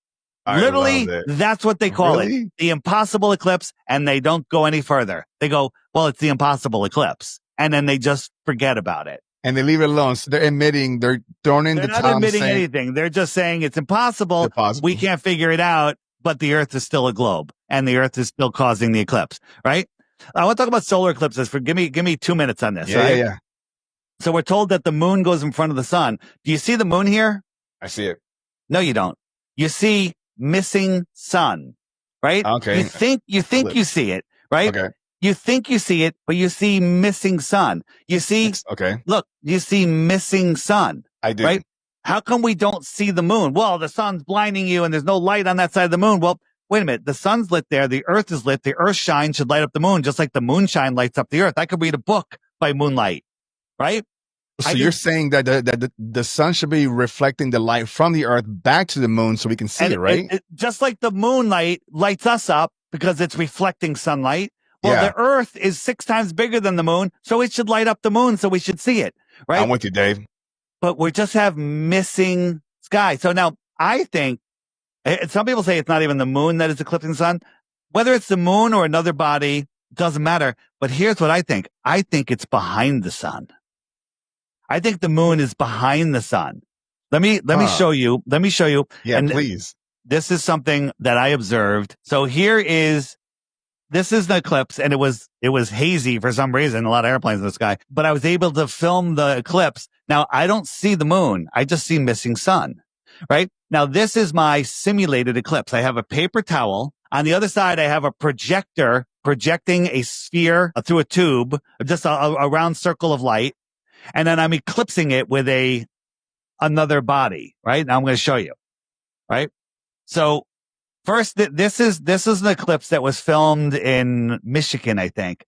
And we saw this here, like what, and this, it is like 85, 90% eclipse. This is eclipse. This is the sun that we see. It's just so bright, it's blowing out the lens. But if I put a filter on it, you'd see the same amount of eclipse. This is a lens flare, but this one is locked in position. It's not moving with the camera. It's locked to the sun. What is that? What is that? Thank you. What is that? What is that? I say this is the source of the sun that we see. The sun is the projection inside of the firmament, and this is the projector. Let me show you what I mean. Shit. Okay. Yeah. Okay. Yeah. So this one's locked. This is clearly lens flare, but this is not a lens flare. So what is it? And you can only see this sometimes. So here, again, you don't see my eclipsing body. Now here's a side view. Here's my light. I got a Snapple bottle cap, and I'm just eclipsing it. Now you don't see the Snapple bottle cap. You just see sky, paper towel sky. You don't see, no one has ever seen the moon approach, eclipse, or exit the face of the sun. They just see missing sun, right? So I said, what if the sky is more transparent? So I got tissue paper. So here's the projector back here, projecting the light onto the sun. And here comes my eclipsing body back here. And it looks exactly like what we witnessed in the sky. Earlier. Yeah. So yeah, this is the projector. And look, it looks exactly the same. Wow. Okay. Now, that's just a theory. I can't prove it, but it's better than what the friggin' science textbooks tell us. I haven't seen anything like this, Dave. So yeah, I'm going to go with the latest and greatest. Well, you know what? Listen, I bet that that's the truth, but I can't prove it. In the app on the FAQ page, there's a whole section on eclipses right here. And there's tons of videos, all sorts of stuff. There's another, we filmed one of the recent eclipses. We filmed it where we could see the projector again, the source sun. I call it the source sun.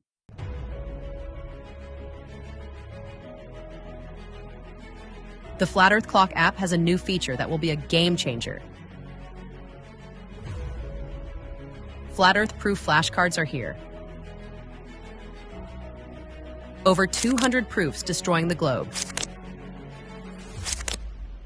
Swipe to go to the next card or click the shuffle icon to go to a random card.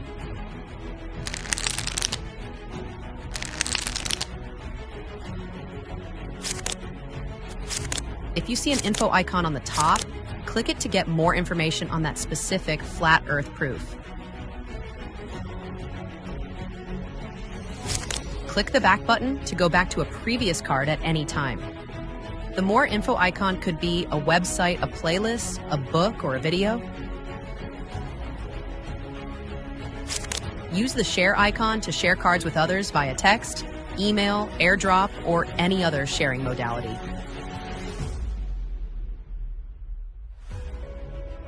Update your Flat Earth Clock app today and start increasing your Flat Earth knowledge and sharing it with others.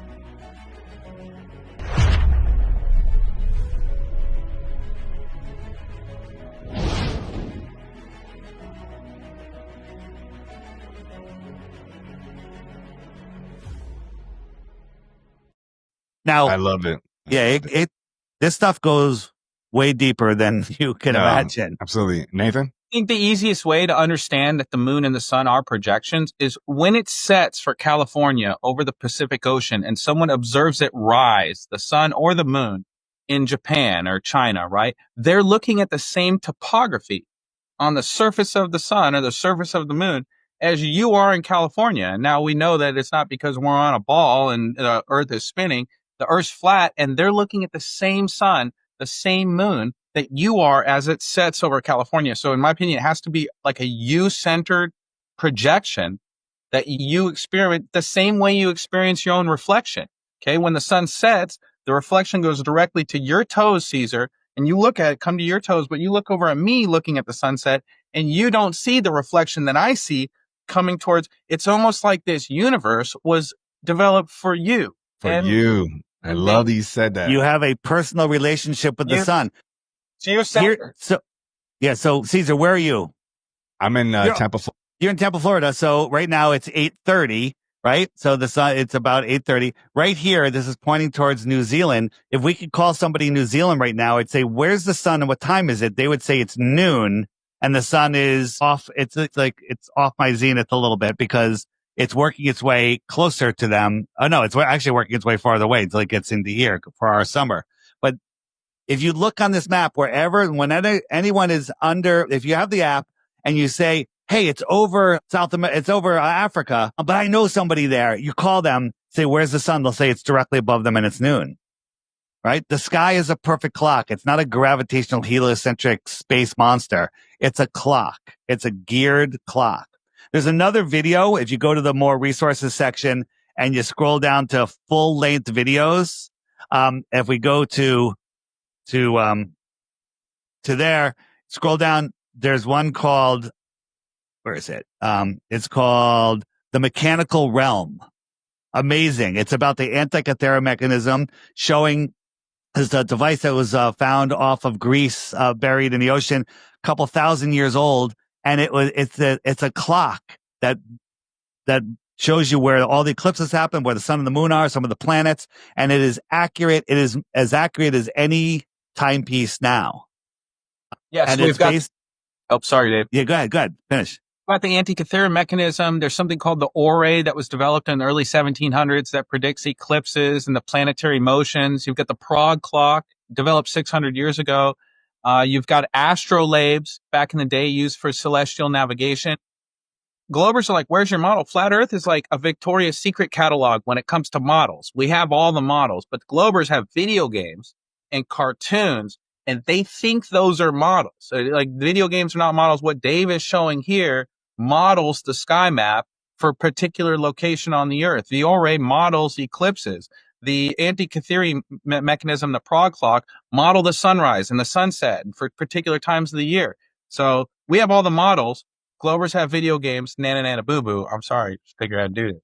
Nathan, and thank you for that. Your Prague clock watch and everything, is that like kinetic? Is that battery operated or?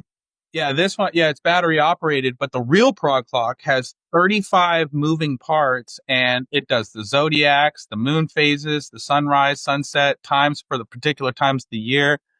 Super detailed. And Dave, I don't know, you got the astrolabe pulled up if you want to talk about that. These are just flat Earth based star tracking systems. Everything was flat Earth. Globe is a new religion, put out by NASA. If we, if you go back and look at ancient religions, ancient cultures, I love this one. Yeah, you're gonna show the photo with all the depictions of what Earth looks like. Yeah, I love this one. Yeah, this is the first time that when you show me this one. Yeah, that one. There it is. Whoops. 250 of those maps in the thumb drive that I offer people. I mean, it's just loaded.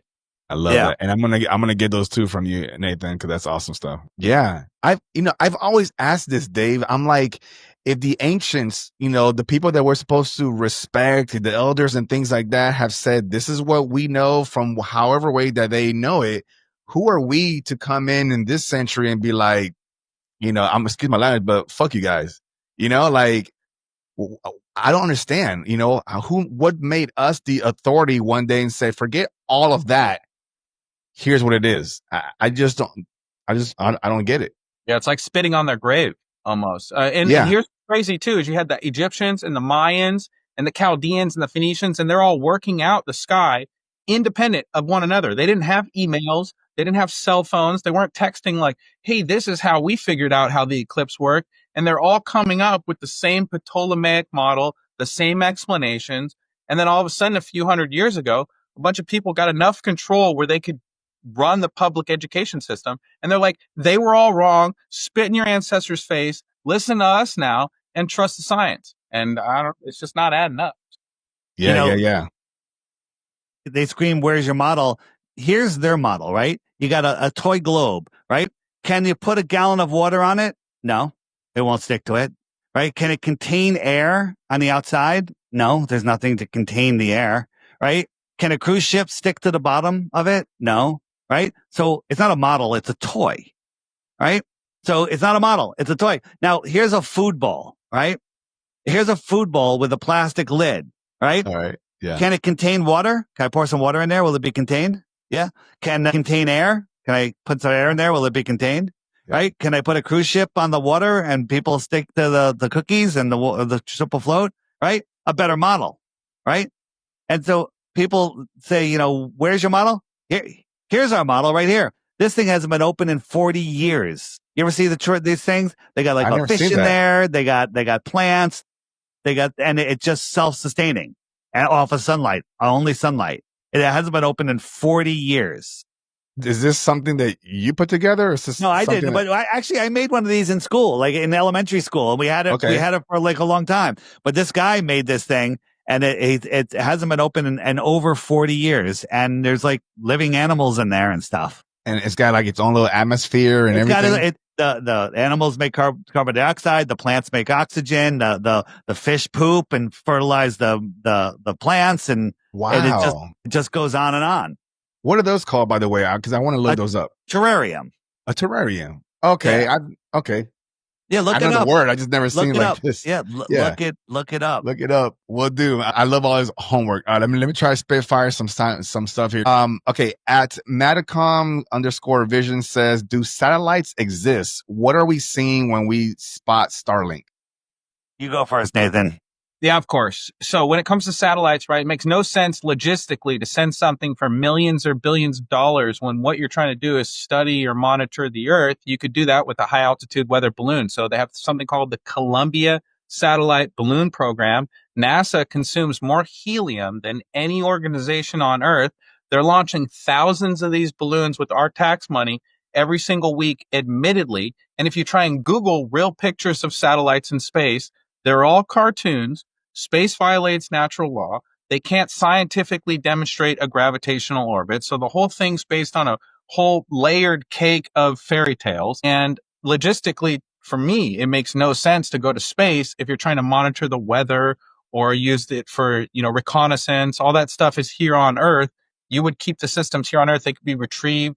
They could be repaired. There's videos of these high altitude balloons falling in people's backyards. People are finding them out in the ocean. A year ago, we had the Chinese spy balloon that was coming over. That wasn't in space. That was a balloon. So it's satellites are a cartoon. They're using high altitude weather balloons. They have something called electrodynamic tethers. They don't even need the balloon, really, guys. They can use electrostatic potential in the air, which increases 100 volts per meter in the atmosphere. So you get up there and these things are self-stabilizing. They can propel upwards, they can propel downwards, and they don't even need the helium. And that's all admitted by just Google electrodynamic tethers or pay attention to Dave's app. It's going to be one of the flashcards on the app. Go ahead, Dave, what I miss. All right. Yeah, well, there's so much here. The way GPS works is we have towers and it triangulates and it can locate you. And then when you're driving in a car, you're just going from tower to tower to tower and there's towers everywhere. And the towers don't move. Right. And so that's how triangulation works. It's very simple. NASA controls all the helium in the world, essentially like 99% of it. They use more helium than every other industry combined. I wonder why. But solar power, I was in the solar power business. You want to angle your panels towards the sun. Here in the Northeast, we put them at 30 degrees. We face them south. It gets the best. Right. When NASA sends these satellites up, why are their solar panels angled like this? Why are they angled like that? Because it's almost at the same height as the sun. Interesting. Is that a real? This is a satellite hanging from a balloon, and there's a picture of the sun. I put these together. This is just the same satellite that we saw here. Okay. I took Gotcha. this. But Gotcha. Okay. when it's going up, it's not getting closer to the sun if it's 93 million miles away. It's just getting close. So when you're driving, you're going from tower to tower to tower. I used to be, when I'm on an airplane, texting people and watching videos and stuff. This is how it would go. It would go from tower to tower to tower. Makes sense, right? Right. Yeah. But now they tell me that I'm using satellites all of a sudden. This shows on my phone. Stay in touch. We're letting us know you're available via satellite, right? So let's make this a satellite. They want me to believe that I'm using Elon Musk's Starlink satellites, which are 350 miles above you if they're directly above you. If they're not directly above you, they're farther away. Okay. So here's my airplane. There's a tower. There's a satellite. It wants me to think that I'm sending my signal 350 miles up to this satellite that can't be repaired, doesn't have a power source, isn't grounded, falling around the earth, magically just in the right spot at the right time. Then it sends my signal back down past the airplane to a satellite. This is the official story. Yeah, that's wow. Yeah, you're right. I'm digging the part by the satellite sending the signal back down to the tower past you. Why is it doing that? Why don't we just go straight down? Go ahead, Nathan. Yeah. Oh, it's all good. This is my favorite video on satellites, and I'm just going to skip up here. The process got to be bigger. It had to scale up. It was pretty challenging, getting the balloons to be more durable and more long lasting. For a while, many of them leaked for some reason or another, and they would come down over the course of a few hours or a few days. It was like a detective job to figure out what was introducing tiny leaks. Now our balloons last over 100 days. At first, it would take us 3 or 4 days to tape together a balloon. Today, through our own manufacturing facility, the automated systems can get a balloon produced in just a few hours. We're getting close to the point where we can roll out thousands of balloons. In the beginning, it was all we could do to launch one balloon a day. Now with our automated crane system, we can launch dozens of balloons a day for every crane we have. To steer one balloon left or right, you actually go up or down. And that's because in the stratosphere, the wind goes slightly different direction at a different altitude. To provide continuous internet service, you're talking a complex choreography where thousands of balloons are being steered and programmed all in an automated fashion. So another balloon is coming just at the... There you go. So Yeah, nah, that's interesting. So, okay, so I want to be clear. For satellites, when they get launched into space, are they launched with balloons? Or I thought they were being sent with rockets. Yeah, you did think that, but they're satellites are not even being used most of the time. There's tons of balloons up there. Anything hanging up in space is on a satellite. Maybe they got some drones up there, solar powered drones. Maybe at this point they figured out how to stick things into the firmament, but there's nothing falling around the earth, right? So have you ever seen the Starlink satellites go by? I've seen this. I've been out in the water and I've seen it. Now, this was a few years ago when they just started putting Starlink satellites up there, and Elon's been putting more and more and more up, but less and less people have been seeing them. Like, wait a minute. We should be seeing these all the time. I think this is just a light show, right? And people were reporting before they came, you could hear a jet fighter up here and you could hear a jet fighter tailing them. Like, in case some guy in his Cessna goes, hey, what are those lights? Let me go over there. It would be intercepted, right? Now, do some thinking here. These are tiny. These are tiny. They're, you could fit a whole bunch of them inside of a jet engine, right? Here's a 747. Here's a jet engine. Here's a 747 at cruising altitude, let's say 7 miles high, right? You can see the shape of the airplane, but you can't see the engines. They're too small. If I doubled the height of the airplane, you couldn't even see the airplane, let alone the engines. That's only 10 to 14 miles, right? These little satellites are 350 miles up when they're directly above you. We should be able to see them, right? Right. So look, this is a man right here. Okay. The satellites are about 3 times the size of a man, right? Yeah. 7 miles up. Wait, that's 7 miles from that man? Yeah, this is 7 miles up. You can't even see the friggin' airplane. If you doubled it, you couldn't see it. You're right. The angular size is too small, but you want to believe that you're seeing. Now, what are those? Are they lights? Are they drones? Are they? I don't know. They're very organized. Maybe it was a blimp. carrying, trailing them. I don't know. Maybe, I don't know what it was, but it wasn't a satellite the size of a couple men.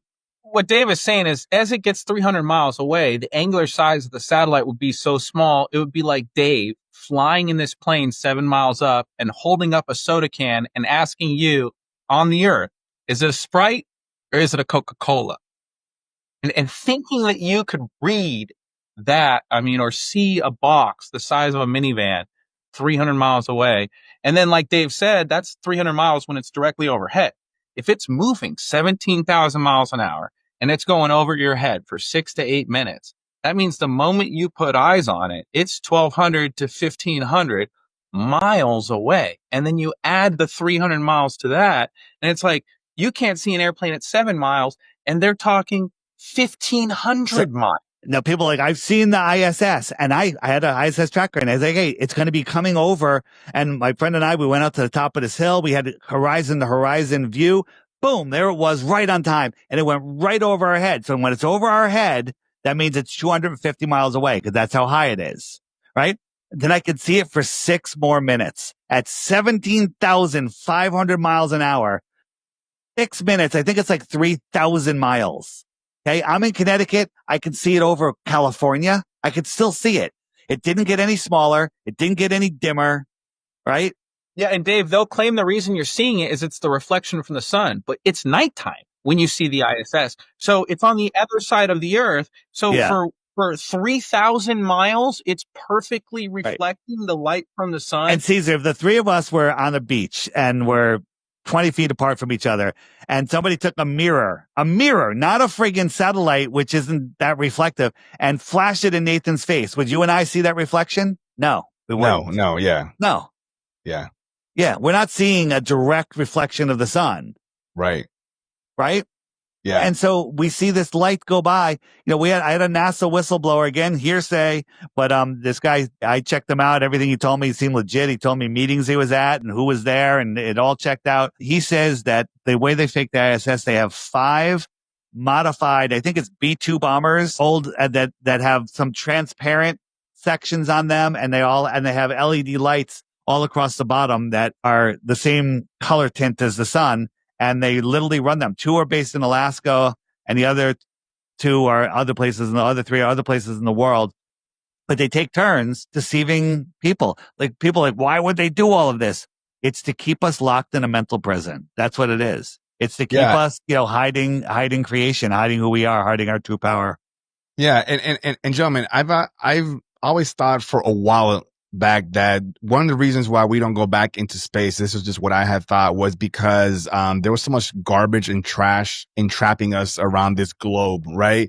Like all of this, they told us. all of this satellites and stuff that isn't cleaned up.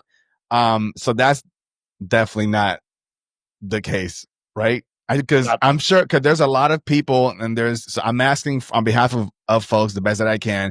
For those of you that still think that we are trapped in this globe because of all this garbage, thank you. Look, because of that. Dude, we can't keep track of MH17, but we can keep track of all of these. We're keeping track of all of these. It's hard to see. Planes? No, these are satellites. Oh, satellites. Satellites. Hold on. Let me turn on the junk, the debris. Yeah. And we're tracking all of this debris. Okay. We're tracking all of this. Are you freaking kidding me? Are you kidding me? We're spinning, whirling, and twirling, going in 4 different directions at once, and somehow all of these satellites, all of it is just being perfectly tracked. Are you kidding me? Come on. Yeah. That, guys, look, that right there just really on top of that, Caesar, I went to JPL with about 6 other flat earthers, and we asked the tour guide, what's the melting temperature for the metals used in the satellites, and how hot is the thermosphere? This is another flashcard that Dave's going to have on the app. And he goes, I don't know. And I said, well, good thing I do my research, right? I knew the melting temperatures that they use for the metals in the satellites, and then the thermosphere is like twice that temperature. All of the melting temperatures for the metals are 2,000 degrees, 1,600 degrees Fahrenheit. The thermosphere is 3,500, 4,000 degrees. So I was like, how does it just teleport through the thermosphere to get to those outer layers of space? And he said, I don't know, I'll have to get back to you. And then he split our group of flat earthers up from the main group of people, and we got our own private tour through JPL because I just ask better questions than most people. I don't You're know. not supposed to ask questions, Nathan. I know. Just ask for autographs. That's all they want. Just, can I get your Mr. Actornaut? Yeah. Let me show you yeah. the new feature on the app. It's Please, yeah. So it's these flashcards, and it's got some cool sound effects, which you won't be able to hear here. You just hit start, and it's going to remember where I was last time. I was on card 71. And this is Foucault's pendulum, Franklin bells, and it basically gives you the proof and the explanation. This one here, an info icon showed up. So if I click it, it's going to bring me to a video showing more about that. And then I can hit shuffle, and it'll basically just go to a random card, and it just, there's 215 now, and we just keep adding more. And I'm adding more and more connections. Anybody, when you get this on your app, it's included with your subscription. If you think of a video or a website or anything that supports one of these cards and there's no info icon, shoot it to me. On card number 1, it tells you how to do that. And say, hey, card number 143, here's the link. And I'll link it right up, and then the info icon will show up. And this is going to be one of the best teaching tools. And I could share it. I can click the share button right here, and I can send this card to anyone I want. Airdrop it, mail it, text it. They're awesome. And it'll send the card to them. They don't even need the app to see it. You can, someone says, where's your flat earth proof? Just start inundating them with these cards. I love this. Yeah. And Dave, is this organized by sections like, gravity? No, it isn't. It was in alphabetical order, but because of the way I did it, I numbered them. So anything I add, it just goes to the end of the list because the list is just going to keep on growing. Yeah. But I am going to add a search feature. You're like, hey, I wonder if the Elias effect is in here. I wonder if, and so you could search, and if it's not there, you can suggest it to me. Here's the thing. I have an offer. Okay. If I'm going to have a globe Earth section on here. Oops, let me change that. So anybody that can give me a globe proof for the globe Earth section, you win. I'll pay you 3 Bitcoins. Okay. Anybody that can give me another flat Earth proof, you get a thank you. Okay. I give you a thank you. All right. So if you can give me a flat Earth proof that's not in there, you get a thank you. If you can give me a globe Earth proof for the globe Earth section, which doesn't have any cards in it right now, I give you 3 Bitcoins. I love it. So guys, that's a challenge there. Like if you want to be the first one on Dave's app with the globe Earth proof. Yeah. There's your opportunity. If you want to shine, there's your opportunity there. Listen, love you that. can come up with a globe Earth proof. The 3 Bitcoins is going to be nothing. You're going to be world famous, right? You're going to be the person that shut down the flat Earth movement. You're going to be the person that proved the globe, and you're going to be famous. You're going to be one of the most famous people ever. Legendary. Guys, yeah. I'm excited. I'm excited for one of you. So let's do it. Let's do it. Throw it in the comments. You guys did last time. Do it. But again, here's my challenge to go. If you get the app, you get it at flatearthdave.com. The app is $3 and you get 95% of the app. But if you want the advanced features like the cards I just showed you, the friend finder, if you want to be able to send messages on the friend finder, or set up meetups as Nathan was talking earlier, you have to pay the subscription. The subscription is $11 a year, not a month, a year. Okay. A year. What are you doing, Nathan? I got a tick crawling up my leg. I'm in Arkansas right now. I just found a tick on my leg. An hour and a half, 2 hours. That can only happen on a flat Earth. What? Because if it was a globe Earth, I just saw your sweater, your hoodie there. NASA, the Earth is flat. Lies. I love that. Is that like a Star Wars type of theme, or like they stole the Star Wars logo, and then underneath I got Tinfoil Hat Factory. Shout these guys out. Check out the Tinfoil Hat Factory. But this one is chemtrails falling from the sky. I love it. I love it. Yeah. My point is, before you send me your globe proof, you have to click the frequently asked questions section and just make sure it wasn't answered in there, because it probably was. Educate yourself. Don't be afraid to admit that you've been wrong your entire life. right? One of the biggest criticisms we get is you flat earthers will never change your mind. No, we all were globers. We all changed our mind based on new information.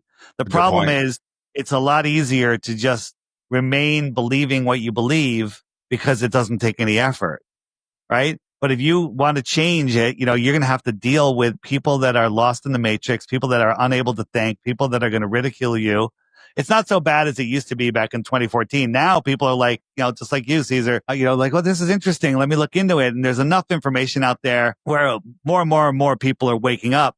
But it's not the lazy man's answer. The lazy man's answer is believing. Belief is the enemy of knowing. It takes no effort whatsoever. Yeah, Caesar, you're a breath of fresh air, bro. We did not have people like Caesar in 2015. Yeah, no, I appreciate you guys are fresh of breath air too, because what it is I don't, who cares who's right or who's wrong? The fact that you guys are having these conversations, the fact that you guys are putting the work and testing it to the best of your ability, like that's the whole point of this. We're all in this together. We're in this, like I think Dave said also, we're in this construct together. Like instead of arguing and saying, Dave, shut up and what do you know? I mean, respectfully to you folks, what do you know? Like show us what you know. Show us what your time and effort, hard work that you're putting in to prove something, I'd like to know too. Like I said, I will have you on the show to talk and share what you found. So I ask folks, as you go through through this episode and you comment, take a moment, take a break from bashing people and just say, hey, look, Dave, I don't agree with this because of this. Have a conversation, please. And I pointed out to you last time, the trolls I live rent free in their minds, right? They go to more of the comment sections of my videos than I do. And I try to comment on videos and answer people's questions. They're going to go and they're going to say, Dave's a grifter. He's using the Haversine formula for his Flat Earth app. He's doing this, he's doing that. They're going to say everything, but the one thing they won't say is a globe earth proof. They won't give you any. And if you look at their channels, they're empty channels. They're just empty channels. So, and they're going to go there and they're going to comment. One guy is going to show up, Caesar, and he's going to timestamp every single thing that was said and give you his answer to it. I saw that. Yeah, it's crazy. I think it's got to be AI that does that, right? I saw that because it was really good. I actually looked at Dave. I looked at two of those. I said, okay, let me check out the timestamp. It took me somewhere, but it kind of was off. Like it wasn't really talking about whatever they were saying. So I don't know how. If it's a guy that does that like manually, God, I feel bad for him. I'm not going to feel bad for him. My man's fallacies, ad homs, but never a proof, never a globe earth proof. They just make claims and they have no, They've got nothing. Nathan's on TikTok almost every day doing these. They let Globers come on and present their evidence, and they literally, it's hysterical. I listen every morning. The craziest one that happened to me, Caesar, was I got hit up by a guy pretending to represent the Travel Channel. And he says, we're working with the CEO of Zillow, who I got on a video chat with, and these two Harvard students were going to set up a debate. They flew me from Virginia to LA, and then their way of pranking me was they set up a test to prove the earth was a globe, and they failed, and they proved it's flat, and then they went around sharing flat earth with me for the next 2 days in downtown LA, Hollywood, Venice Beach. And I'm like, man, if you guys want to prank me, just take me to the beach and show me the curve, bro. Why do you guys want to prank me by like pretending to be flat earthers and doing all this extravagant stuff? It's like, man, you really want to prank me? Show me the curve. They'll make fake videos for about like fake proofs, fake flat earth proofs and stuff. And sometimes people will fall for them. We don't ever do that. We just look at evidence. We just measure the earth. We just look at impossibilities. They do stuff. I think we talked about the trip to Antarctica, which they call the final experiment, right? If the sun does this, then that. If the sun does that, then this. Well, that's neurolinguistic programming. It's stored as this is a final experiment. You store that as truthful information, and then you look at the two results, which actually do nothing, right? If you look at the flat earth, the sun could be a lot of different things. The Freemasons say that it's projected from the center of the earth, from the North Pole. The black sun is projected into the sky. Biblically, it says that the sun is in the firmament and we're seeing a reflection of it. Dollard, the scientist guy, Eric Dollard, he says that the sun is a transformer from another dimension. Then we have other models that say that the sun that we see is a reflection off of the dome, and all of these things. If you had to say, what are the chances that is the truth? If it's above 0.0001%, there's a chance, right? Like if you say, I give that a 1% chance, I give that a 0.5% chance, I give that a 10% chance. Okay. Now let's look at the heliocentric model. Helium and hydrogen in a gas vacuum. So much of it that it collapsed, ignoring gas laws of expanding into available space. It collapsed. There was so much of it that it could burn 640 billion tons every single day for billions of years and never get any noticeably smaller. It has gravity that holds on to Pluto, ignores our moon. It has sunspots in a gassy nuclear furnace. I can go on and on and on. The answer is, what are the chances of that being true? And the answers are 10 to the 10 millionth power. And maybe I'll put a 1 out there. Maybe. Okay.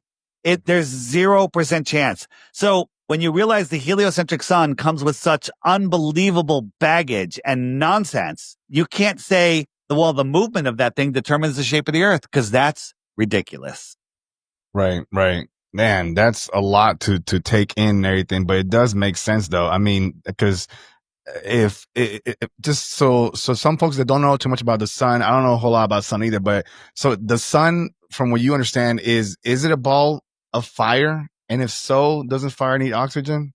Do we know? I what don't do know you know? I don't think it's a fire. I mean, Okay. because what's the proof on the card? The sun being a fire versus a light. Isn't there one of the cards on that?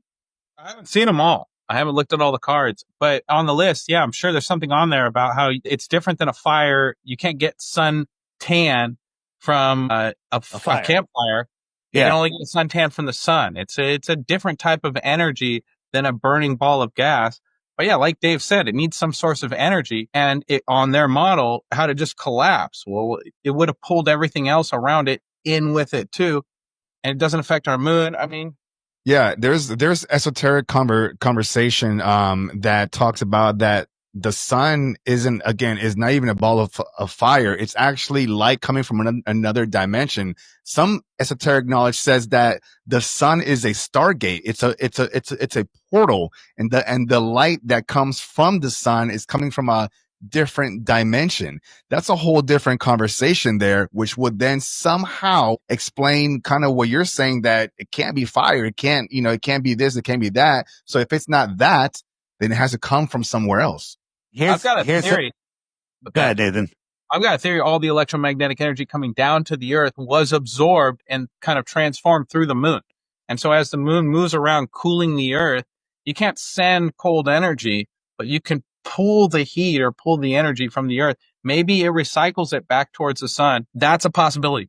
That's just a have. So, and my theory on the moon is that it delivers and removes souls from the earth. Don't ask me to prove it, but that's my belief.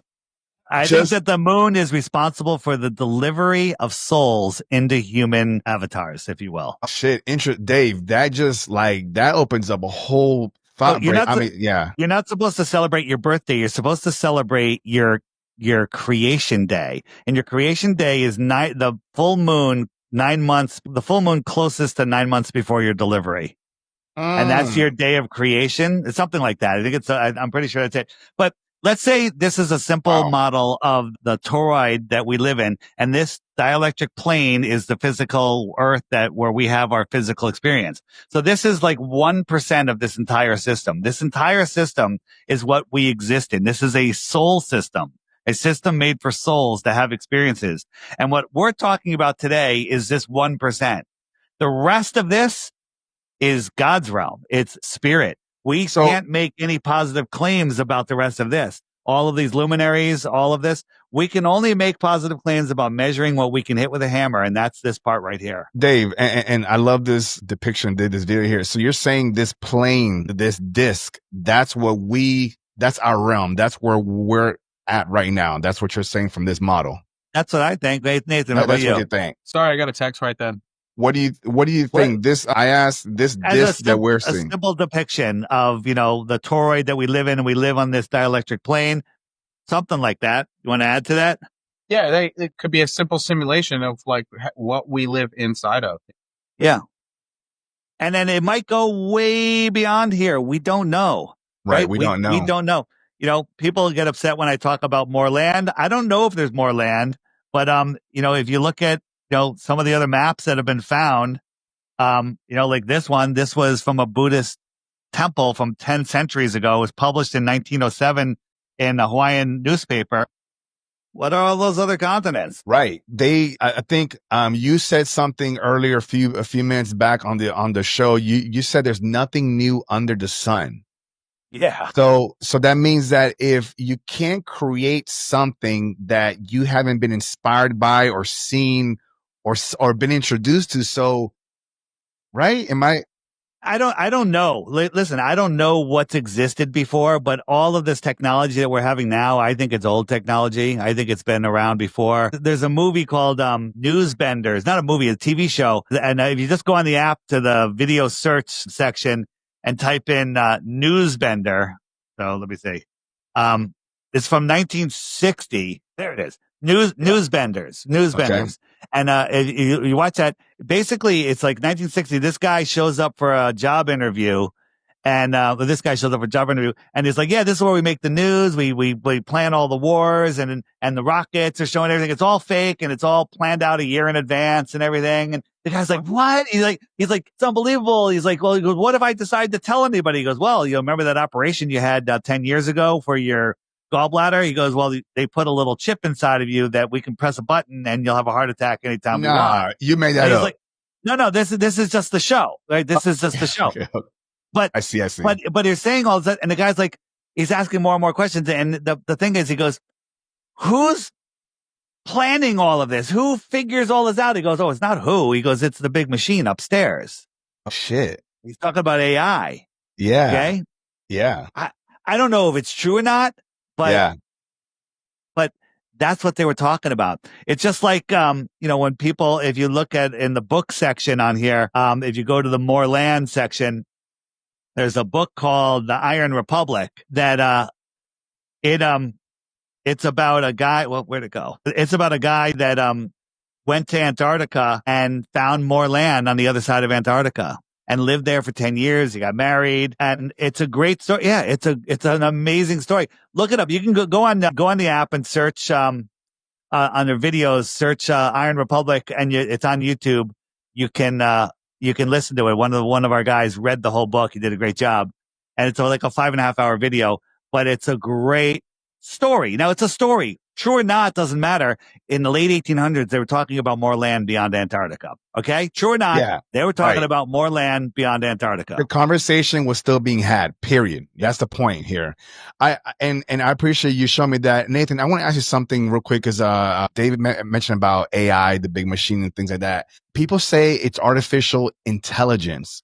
Artificial or not, do you think it's still just intelligent in some fashion? Is it alive to you? Is it like, how do you see AI? Is it real to you? I don't know enough about AI. I've just never been into it. I'm not the kind of person that has conversations with AI. I find the AI overviews to be interesting, but other than that, Yeah, my opinion is, I think it's tapping into some other realms. I don't think it's just computer learning. I think it's organic, and it could be evil. But here's the thing: is there's evil in this world, and we can use that evil against them. You know, like our smartphones are literally control devices, but we're using them to contact each other, to share information.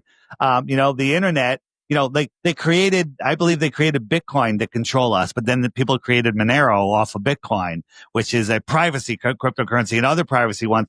And so we literally can use this stuff against them. We're using Zoom right now. Zoom is spying on us. Oh no, we're not on Zoom. We're on Riverside. Yeah, all this shit is spying on us, but at least we're getting information out to others. You know, these flat earth conversations have been going on for centuries, you know, but back, 100 years ago, and I don't want to say more than that, because more than that, they probably can communicate worldwide. You would just talk about it with the people in your local town, and that's it. You know, it wouldn't go any farther. You're not going to, the only way to communicate was like a newspaper article, Yeah. Man, there's again, we know we can go all day on this and everything, gentlemen. And folks, I know I didn't get to all your questions. I'm sorry. There's only so much time It's here. impossible. It's impossible, right? It's impossible. But at least I commend all of you. I thank you. I appreciate all of you for at least, asking the questions. And again, we tried, right? We tried. So again, now I put it back to you, your own questions. Try to answer them. Try to find somebody to answer them. And when you find that person, reach out to us. Dave? Here's the thing. Nathan has these great flyers, flatearthflyers@gmail.com. He's got biblical ones and just straightforward scientific ones. They're a great way to wake up others. Like if you go to church, stick them in the pews, especially the biblical ones. They're amazing. Dave's a lot harder to get a hold of them. If you have a question we didn't get to, email me, flatearthflyers@gmail.com. I promise you I will respond. There you go. Get your question answered that way. Sorry we couldn't get through all of them. Yeah, Great. but your Great questions are answered in the frequently asked questions section and the more resources section. There's so much information on the app. It's $3 one-time charge. And you have it forever. If you want the subscription, which you don't have to get, but most people will want it, it's $11 a year. All right. And if you say, that's not a problem because I know you're going to buy a round of shots on Friday night for your friends at the bar, and that's going to cost more than $11 and you're going to piss it away, 10 minutes later. I love that. And again, folks, check out, Dave's app. Find the question there first, I would suggest, and then ask Nathan. Okay. But like David said, they're probably already in there.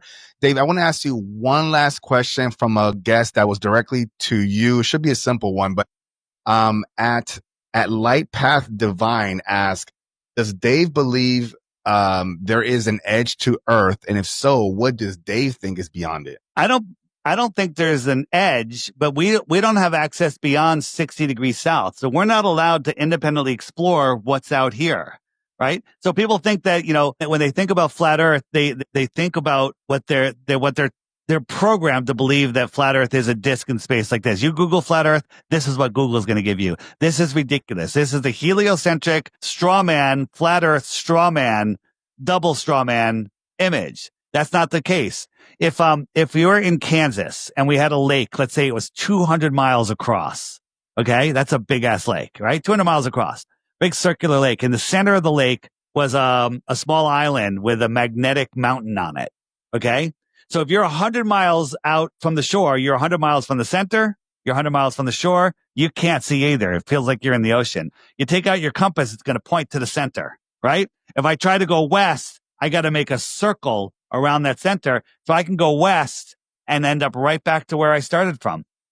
Is that a sphere? Right? I can go east right around that magnetic center. But if I go south, I'm going to hit the edge of the lake. I'm not going to pop up on the other side of the lake. I can't fall off that lake. So if I get off the lake and I start walking away, let's say I walk for 10 miles, I can't even see the lake anymore. Let's say I keep walking another 10 miles, all of a sudden I find another lake. What's that? Right? I don't know what's out there. There may be a firmament and we may be shut in, right? Biblically, it says God created the firmament, surrounded the earth. But what if the earth is 1,000,000 miles past the shoreline of Antarctica? There's another 1,000,000 miles in all directions that we don't know about, right? I don't know. Yeah, but you just made a good point here that you're not saying, Dave is not saying, or Nathan isn't saying that we're in a dome. Dave said that we're in a firmament, right? Yeah. I personally think we're in some sort of dome. I think we are. I don't know how big it is. I don't know if there's a way through it. I don't know if there's I think there's a lot of hidden land that's being hidden from us, but I don't know how big it is. No, but I'm saying it's in the Bible, right? The Bible says we're in a firmament, right? Right. So that's my point that I'm trying to say. It's not you guys are saying that. The Bible says that. So for the Bible thumpers, the churchgoers, like, if you're going to accept the one book, accept all of it, not just a part of it. That's just my thought here. What do you have there? Psalm 19:1? This is Werner von Braun, the Nazi that was brought over to run, the rocket scientist that was brought over to run NASA. This is what his grave says. It says Psalms 19:1. The heavens declare the glory of God and the firmament showeth his handiwork. This is our head rocket guy from NASA. That's his gravestone. Now, is that a deathbed confession? Is that just poking at us? Is that revelation of the method? I don't know. Take it how you want it. Take it how I you don't want know. it. I'm just trying to make sure that I'm making the point that it's not you guys that are saying this. This is stuff that's already been said, and you guys are just trying to figure it out too. Okay, so as we're coming down here to a close, I normally ask my guests 6 questions. I won't do that today, but I will ask Nathan 2 of those questions. Dave, you already answered them on the last show, so Nathan, this is just something kind of gives the audience a little bit more about you outside of what you've been already saying. So my first question to you, Nathan, is what is your definition of God? Is love, and love is patient and kind. It's not jealous, boastful, proud, or rude, does not demand its own way, is not irritated, and it keeps no record of anything anyone ever does wrong. It doesn't rejoice in lies or iniquity, but rejoices in the truth.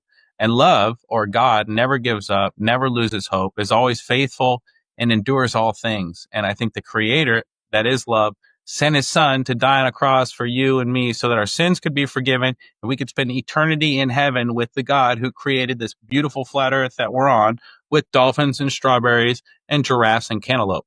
I love this place. I think it's cool. And I think you guys are cool. I really appreciate you having me on, Caesar. Guys, if you watch Caesar and you like what he does, share this podcast, share this live, blast it out. It's the least you can do. As a content creator, that's all I really ask from people is if you like it, share it. I appreciate that, Nathan. And one more for you, a little more personal. If you could talk to little Nathan, what would you tell him? That God's in control and not to worry about anything. I spent a lot of times when things get rough, like throwing a pity party, but like everything's planned. There's a season for everything. There's a time to laugh. There's a time to cry. And so if you're in the time of crying, just understand it's going to pass. And if you're laughing, just understand that you're probably going to be crying pretty soon. So I love that. And I appreciate that. And then one last plug in first from you, Nathan, on how people can find you. And then I'll give it also to Dave as well, please. Yeah. Nathan Thompson on Facebook. I post a lot on there. It's Be The Change on YouTube. One word, Be The Change. It's about 2,500 subscribers on there. TikTok is Enoch of TikTok. Instagram is Enoch of TikTok.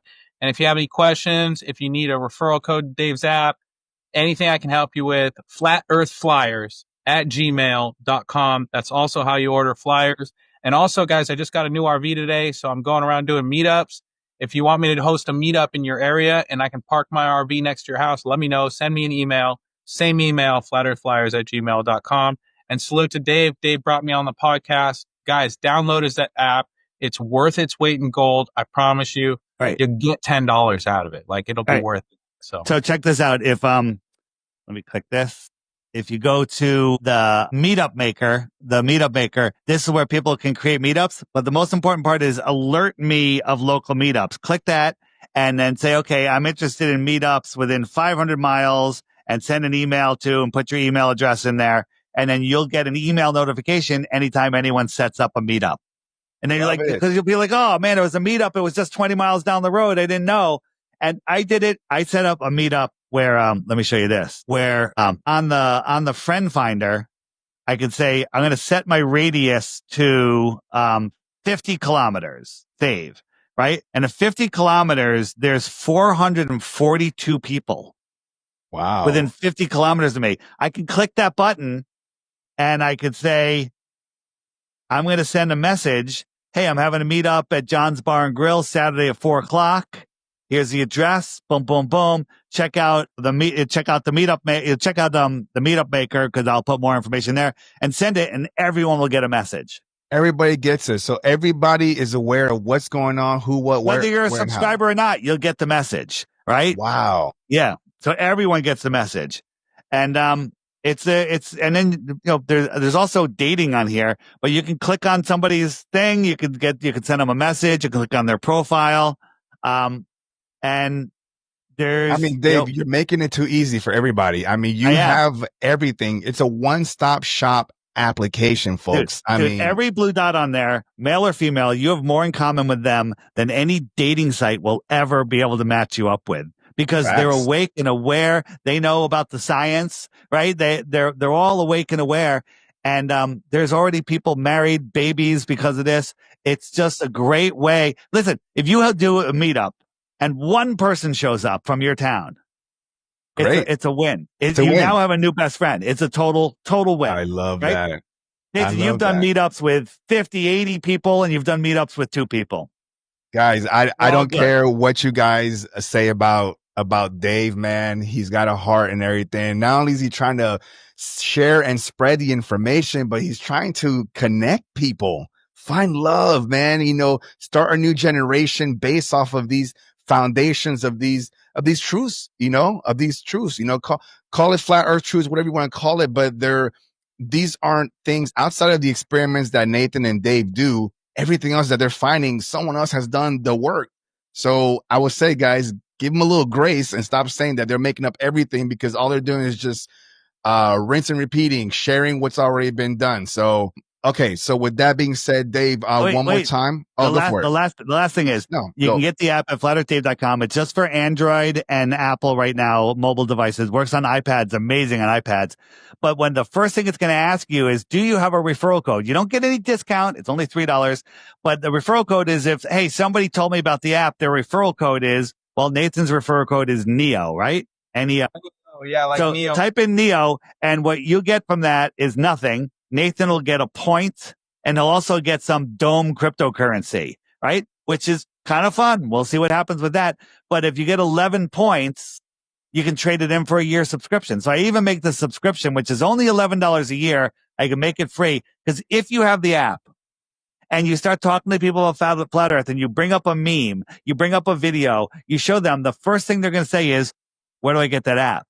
And say, yeah, get the app here and make sure you use my referral code. The referral code, if you go just real quick, because you click the friend finder, which is the handshake button right here. And then the middle button here is your referral button. It'll look different for everybody because it depends on how many referrals you have. It'll look like one of these buttons. Then you just there'll be a random number here. Mine is DITRH, stands for Deep Inside the Rabbit Hole. His is NEO. You can make yours anything up to 7 letters, right? You can there's probably even some single digit letters available, but it'll tell you it's available. You can copy the link right there too. And you copy that link and text it to your friend, and then they just click on the app, and that's how. Yeah. You can share it. If you share an image, if you share one of the cards with somebody, it always gives them a link to the app. But just make sure you tell them to use your referral code, because you'll get 1 million Dome coins worth a few dollars, right? Who knows? But you also get the points, and it'll teach you some things. So again, I just want people to wake up. People are like, Dave, why are you charging for the app? Because the app cost me 5 figures a month. 5 figures a month to run. Okay. The man's got to eat, folks. Yeah. The man's got to eat. Yeah.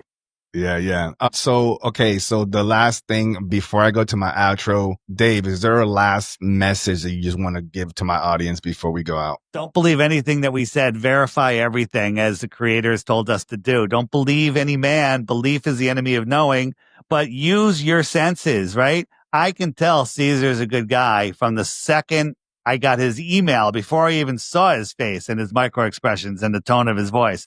You can tell these things. People have good judgment, but we've all been lost in the sauce, steered by the news, right? Living in fear, false evidence appearing real. And once you understand what this place is and the true power of your mind, that everything changes. We all said it. What difference does it make? I still have to go to work on Monday. What the hell do I care about the shape of the earth? And it changes everything. And it literally is the most important truth in your life, because all the other lies are based on the spinning ball religion. I love it. And Nathan, same opportunity for you, please. Anything you'd like to tell the audience? Yeah, of course. Like, I always say a few things, like be the change you want to see on flat earth, but also the truth is incontrovertible. Malice will attack it. Ignorance will try and deride it. But in the end, there it is. You can lead a globe earther to flat water, but you can't make them think critically about the shape of the earth. And once you glow flat, you never glow back. So get out there, test all things, hold fast to that which is true. And I really appreciate you having me on, Caesar. It's been a blast, bro. My laptop is about to commit suicide. So. No. Okay. And I appreciate you, gentlemen, too. Folks, again, I will have their links on the description, as I always do. So make sure that you show them some love on their platforms and their social media as well. Be respectful in the comments, folks. Let's have more conversation and less hate, less bashing and stuff, because we're not getting anywhere with doing all of that. But I still do welcome your disagreements. Okay. Bring your questions. Bring your hard questions. We love hard questions. We don't like insults and we don't like empty claims. Bring your hard questions.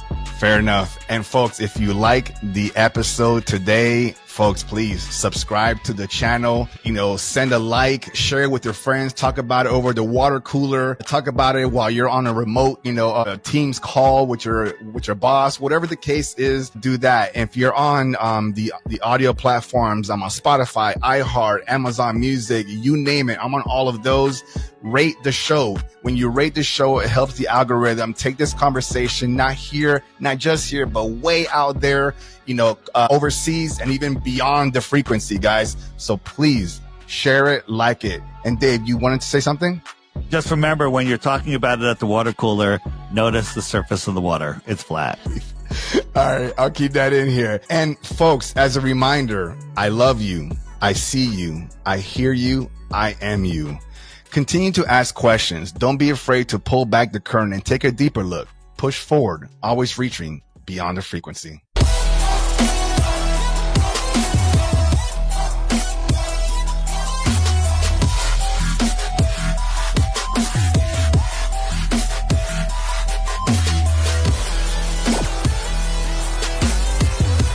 Hey, everyone. If you enjoyed this interview, please help support my work and help wake up others by referring or gifting the app to at least one person today. By doing that, you're going to help wake people up and help me to continue doing other interviews like this. With the censorship out there that's going on, it's very difficult to find relevant information. And the app, as you know, brings people to the truthful information of our world. So help support my work, help support your efforts in waking up friends, family, and strangers. Gift them the app or just recommend the app. And let's make 2025 the year Flat Earth breaks free. Check the links below for information on how to gift the app or just refer the app to others and use your referral code to earn Dome cryptocurrency and a free subscription. Thanks.